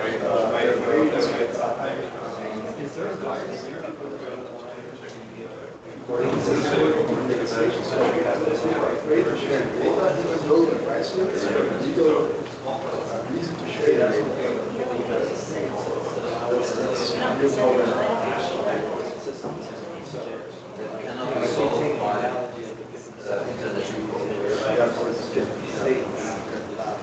But these are the challenges, so we need to talk about more. The next question we're talking about activities. There we should say that because now we're all struggling at the same problems.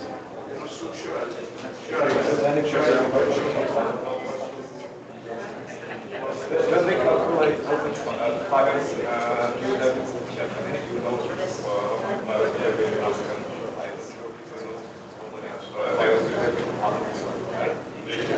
But we skip question 2, right? No, I was just saying That's we can maybe take question 2 and 3 together. In terms of progress, you can also talk about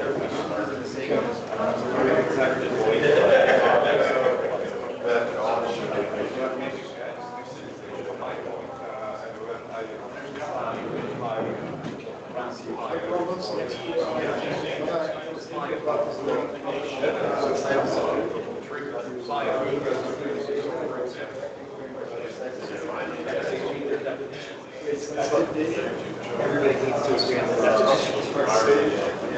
Something called FEU Yeah, we're right. You're right. Another problem I really see is the conservative nature of the transfer.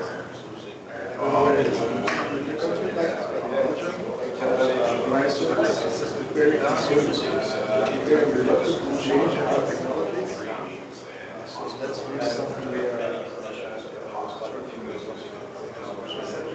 What makes that like For example, there's some guys are so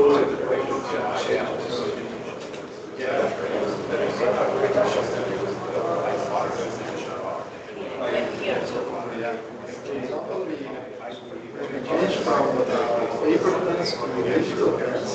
This is okay for digital plans are not perfect. They're going to be times, they're not always available. Systems can go down. And I said, okay, but what about paper? Behind even more. They can fall into the water and be not available, so they have the same problems. Used to it, that's not. That's just about the change.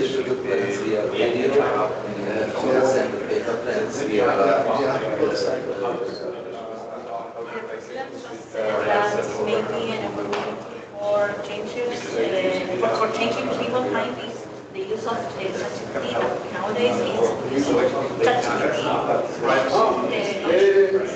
That was used every day, so maybe that's the same with early days. They didn't know how to use the phone, and suddenly they had like these skills.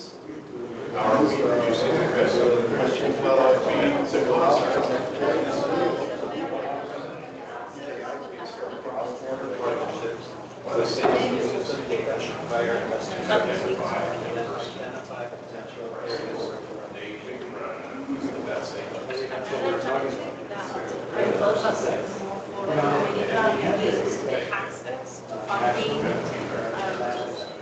that innovation. In our region, every country has different opportunities and funding. It's a challenge to connect, standardize.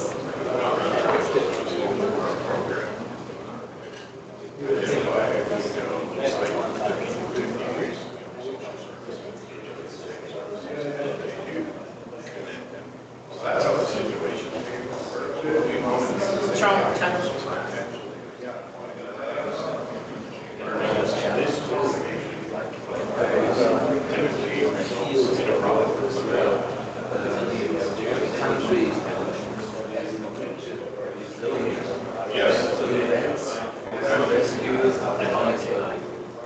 But we are there.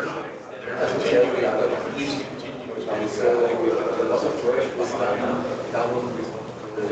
trying by 3 times, 4 times, 5 times, and sometimes I try to exchange some information with my French colleagues, and I can just send them papers, a lot of papers, because the Germans say they've already paid for this work.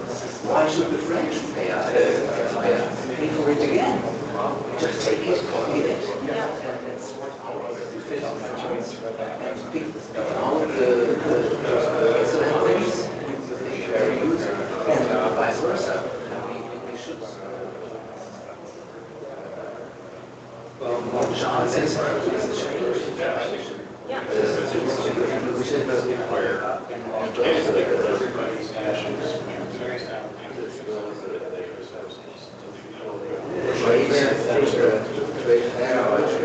platform to report for information.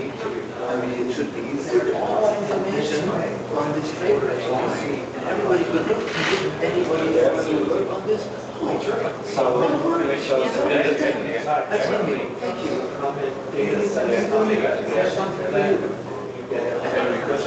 Maybe provide improvements from examples and maybe sign them.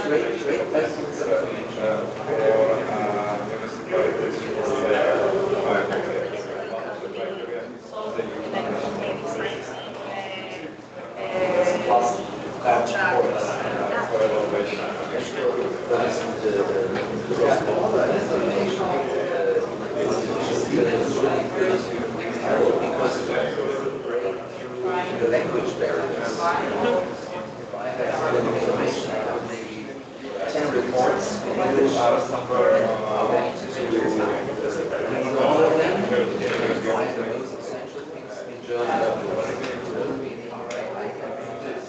read all the reports, and before I exit, others were working on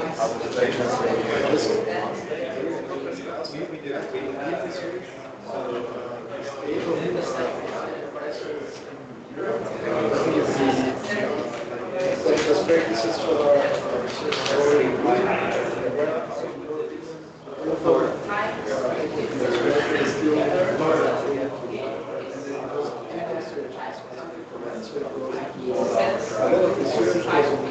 takes like 10 minutes to read, and then you get a whole related, like something that will say you will utilize references from all the other areas, so it's maybe you read them, and then if you want that to be work in German, it's like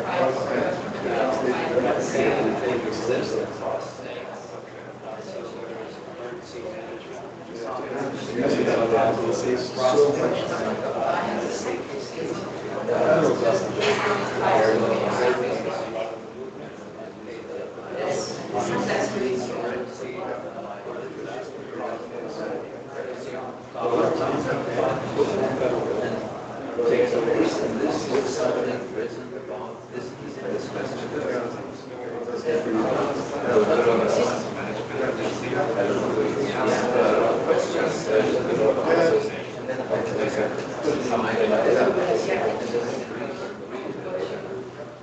Yes and no.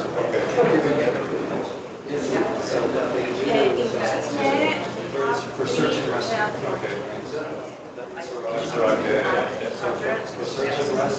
So what our report right now is that every station has their own dispatch that AI could use its potential maybe once or they are using right now. And you have one dispatch for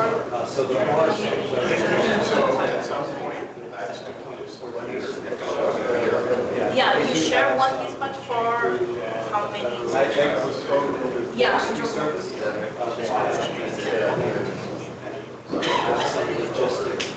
In Chile, they have 340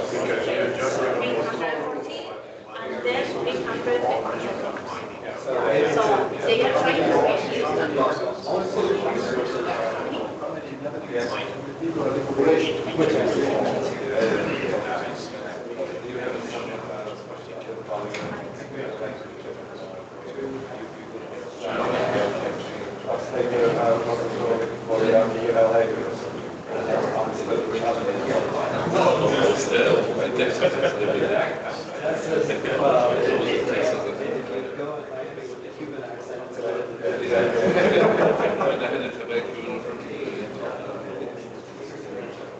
Chile, every station needs to have their own control station.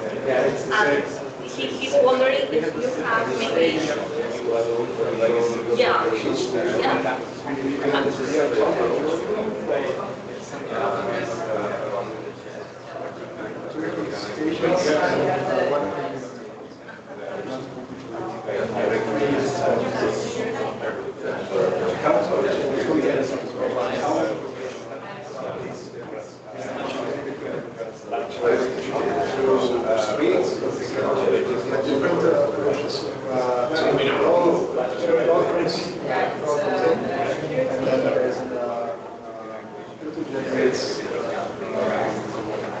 It's make sure they did the right and make rules of medical it's faster than what I can tell. That's also and then pages, also everybody has a page. Screens, demonstration screens. We have a system, system. That's right. And then we have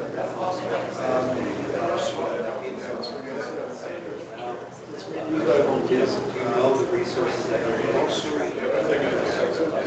so that we have to basic.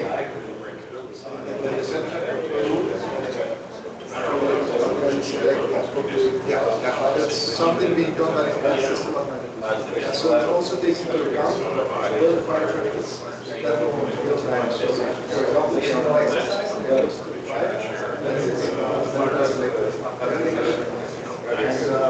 and let's say they collect also information about it. And we have to step for sharing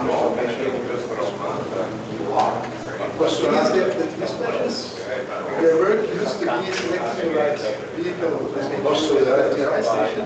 The rest is not their work because that's being done by the computer. The work is managing the information speeds. That's what they're doing. It's really about the situation. One time like station. It used to be usually you're not controlling from one dispatching, you're not controlling two primary regions. So it would be 2 for him. They used to do it like this. He said, okay, you know, the 5 people there, he said, so trust is important. So again, I joined your dispatching, and now they join our dispatching, and we join the dispatching.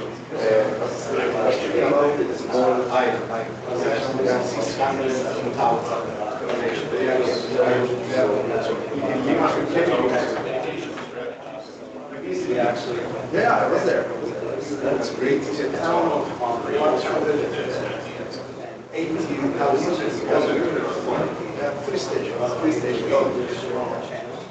It's smart. That's the means that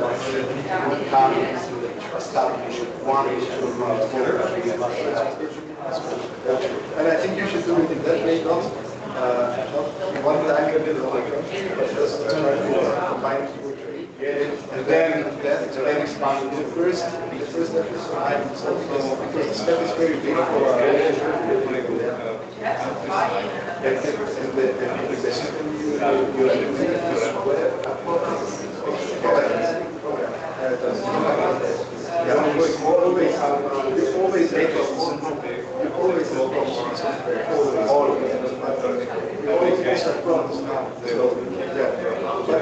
of course, I can't say it's perfect, it's impossible, but it works according to the needs.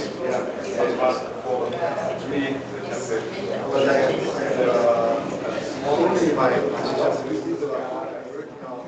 software, like constantly adapting software, improving software, developing because the software is now working 5 months. I changed the software and now previous software that same how to do it. Because then it was constantly workshop.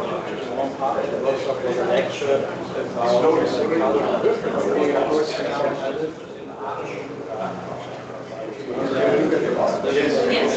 or looking at the natural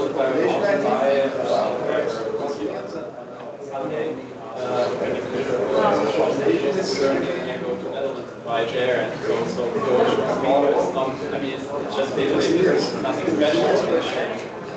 But it's not only the job question is how can data-driven resilience how bad Germany developed different also language parts of the countries like and that's why certain aspects AI to send out messages but obviously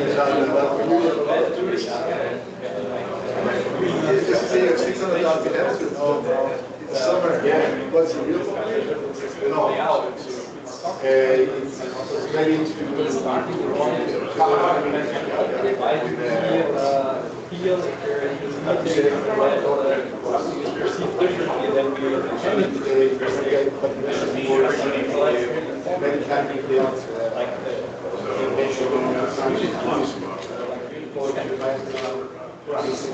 we talked about yesterday, our United States, there are so many different cultures.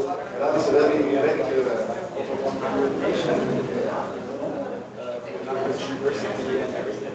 And then you have to think about how do I reach that, about prevention purposes, or the protection, legal emergency disasters, or whatever. And so how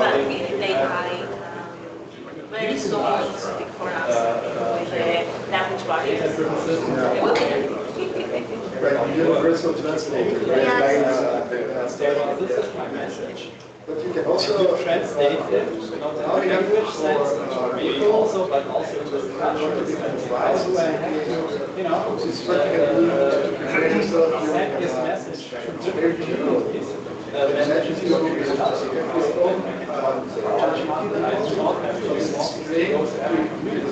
and let alone think about how to change the message for each country. So communication, we have blog and so on. The AI provides us with a personalized instead of general also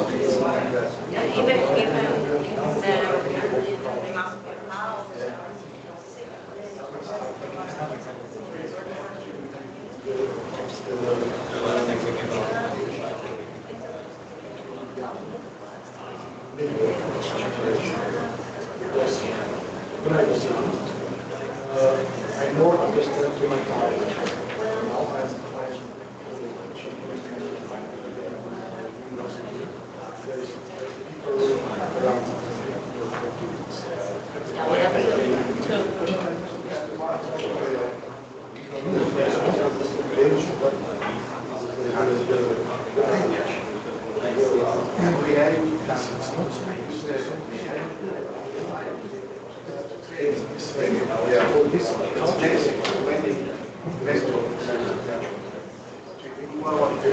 there's people around.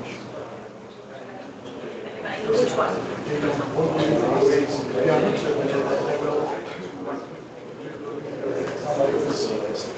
I have an example. We created a tool that helps us training fire officers to make better decisions while driving through the fire zone. It's only about 10 minutes where they get and they have to respond to the AI whether they decide what are you doing. All the ways that their responses based on our procedures. They one of our four items is just create this prompt and speaking to the system. And then ask the AI because now you can talk to the AI, you can speak. Like radio retreats, they like they're both simulating the system in a reaction. And according to the incident, please make sure that this is our first and then the AI response, they acknowledge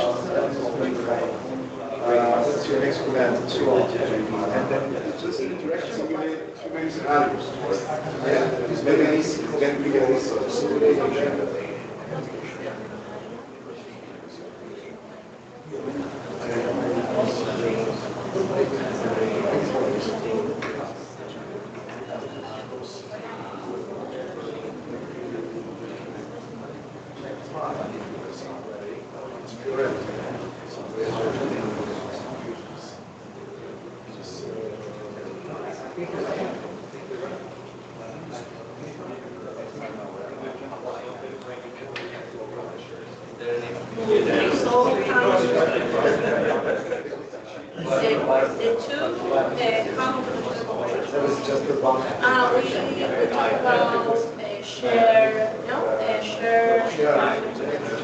AI base.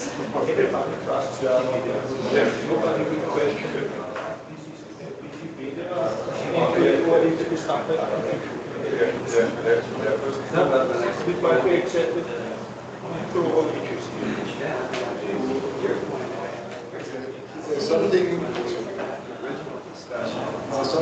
we get maybe as because of the questions, yes, questions are something we want to create.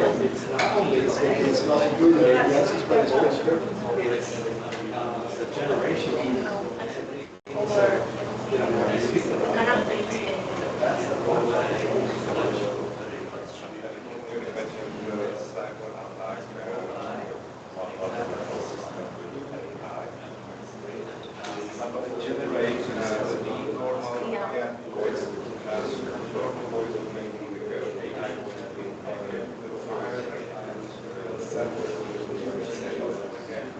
I want AI just to help me, so I can say, how should I say this to my wife?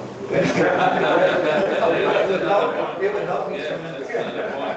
It's another level. There's no AI for that. There's no AI for that. Because you have to explain.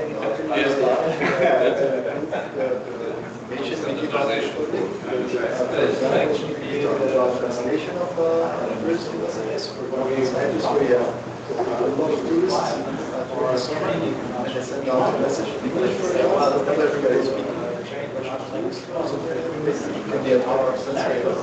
We also talked about chatbots, where you can develop a chatbot that provides advice to the population when they emergency occurs. Or a chatbot that creates personalized answers, so you reduce bias information about your family, and then you ask your chatbot to create your personalized emergency plan based on the situation of your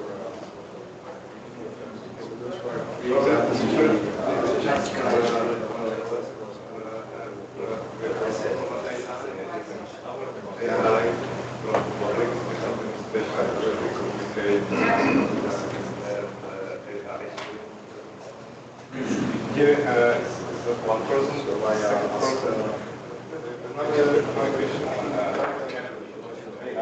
Oh, yes. No, this is not. Because information from the national ceiling of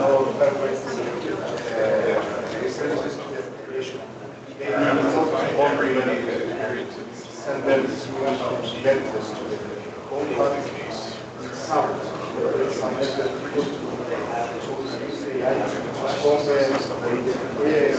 Sometimes.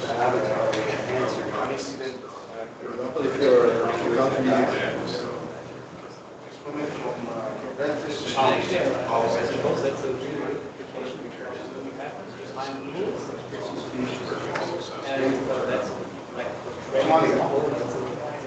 can't read and there's like difficult certain rule set and regulations is a certain kind of rule set.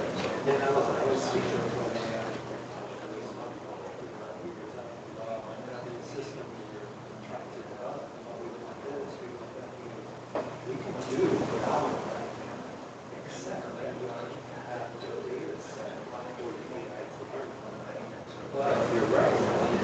Already set rules and regulations. It's much easier for AI to learn.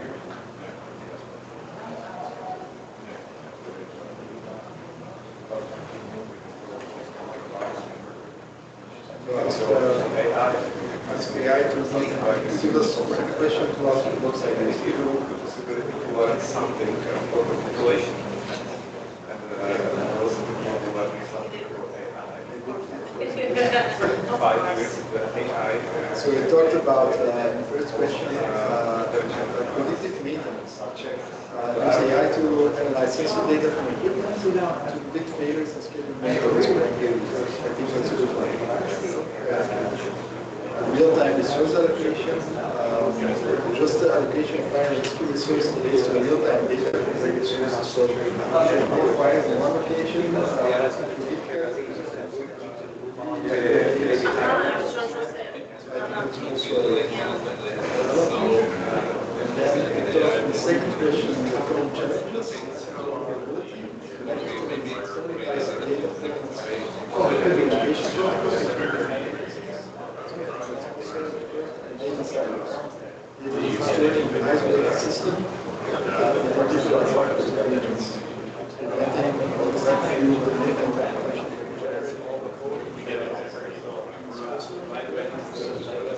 Then the third question, opportunities, day-to-day research and development. So collaborate on potential ideas develop best innovative data-driven solutions. Establishment of international standards. Share to develop common data standards.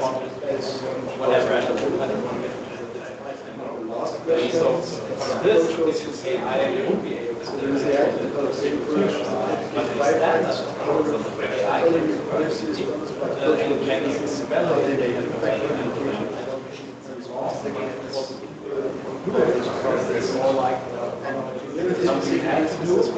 Data analysis. Different cultural communities. Development of clear knowledge and practice. I think those are very relevant conditions. So let's normalize the data. All of us, Polish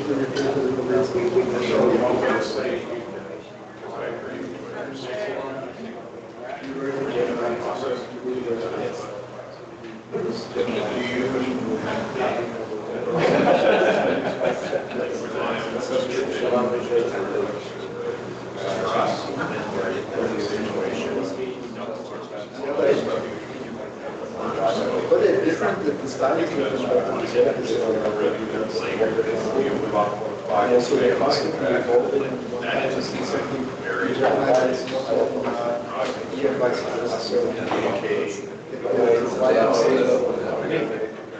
also I use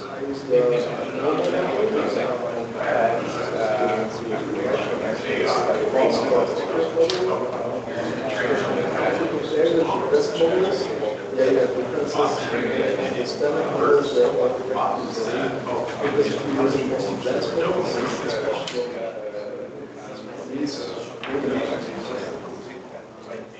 I think you can use that better with this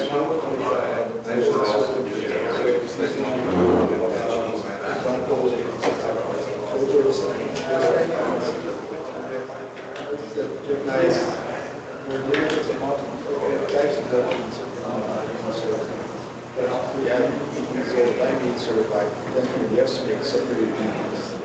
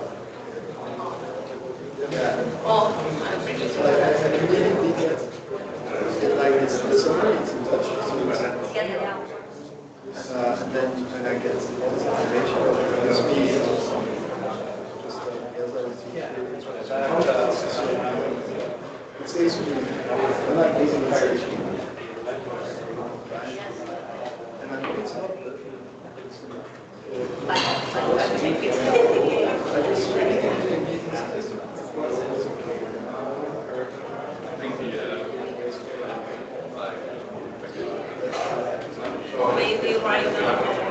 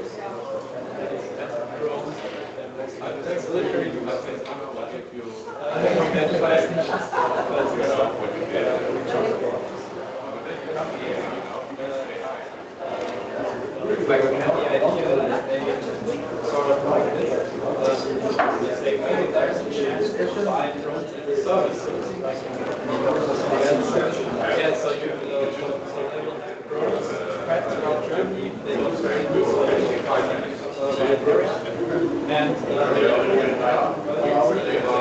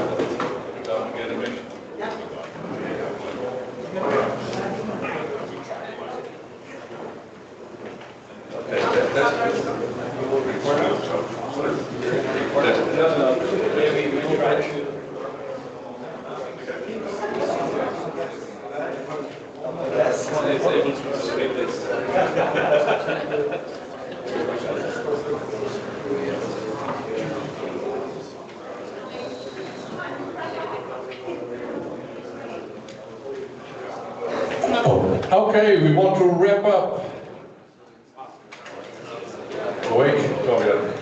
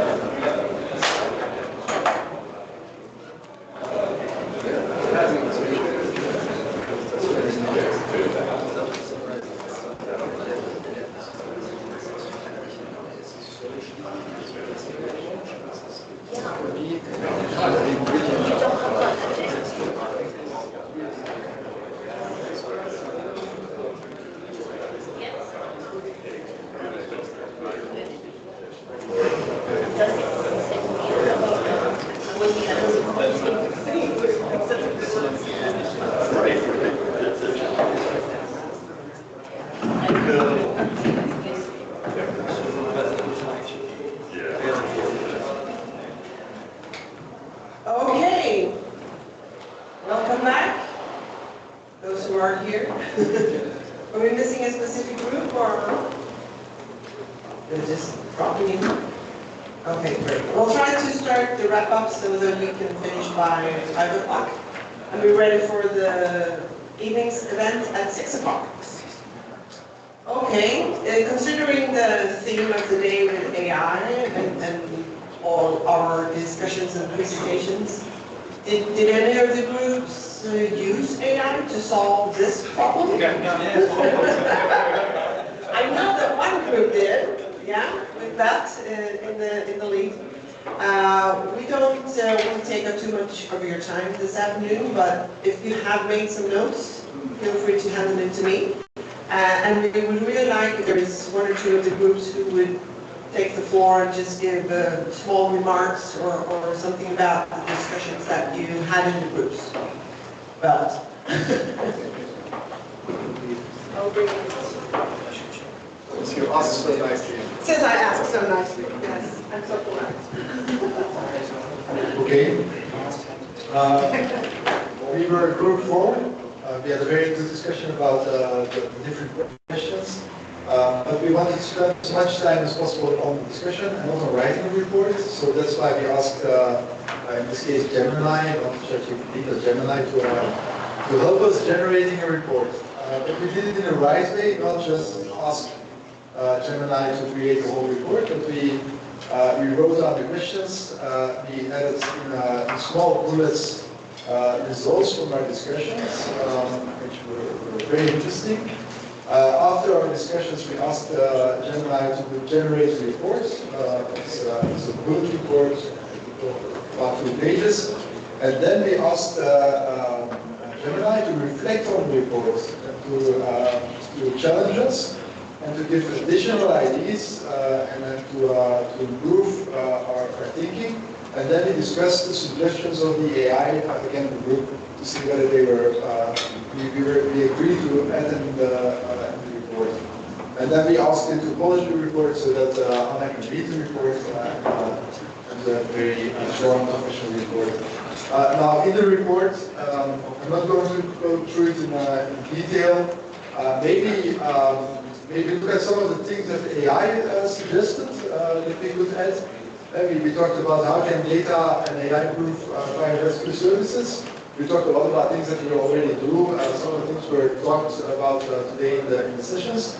But AI suggested us to add predictive maintenance to the list of bullets. It is using AI to analyze sensor data from our equipment, like fire trucks, to predict failures and schedule maintenance proactively, minimizing downtime and improving operational readiness. And it also suggested to do real-time resource allocation based on data about our area. If you have more fires being predicted in a certain area, maybe you can put more fire trucks in that area. So those were 2 bullets suggested by AI. In the second question, what are the challenges? AI suggested to talk about interoperability and about data silos. So AI said data is often stored in isolated systems within different departments or regions, preventing a holistic view and limiting the potential of data.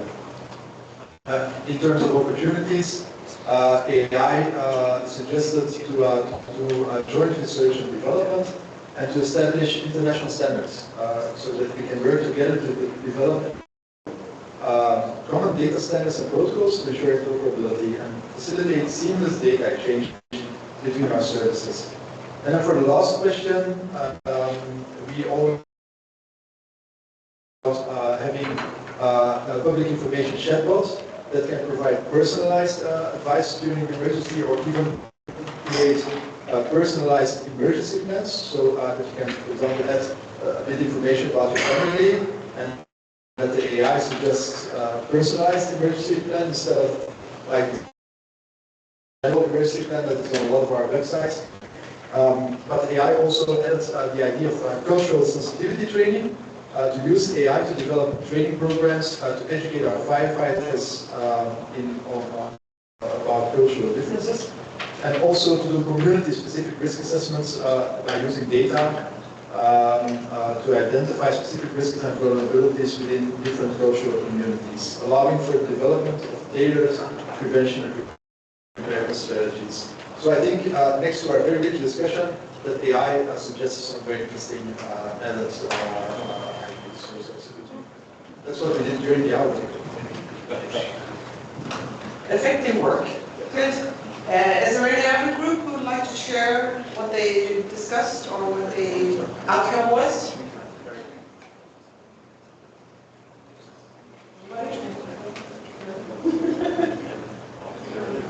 Voluntarily, or should I voice? No. Bert has did a really good job, so. But if there's no other group that really wants to speak, I would suggest we wrap it up. And thank you. And those who did take some notes, feel free to hand them over to me, and I will try to, with Gemini, try to summarize everything one more time. Okay, thank you for good discussions. Or should I take the... Yeah, a few last remarks then for today. You know, it's about sharing knowledge.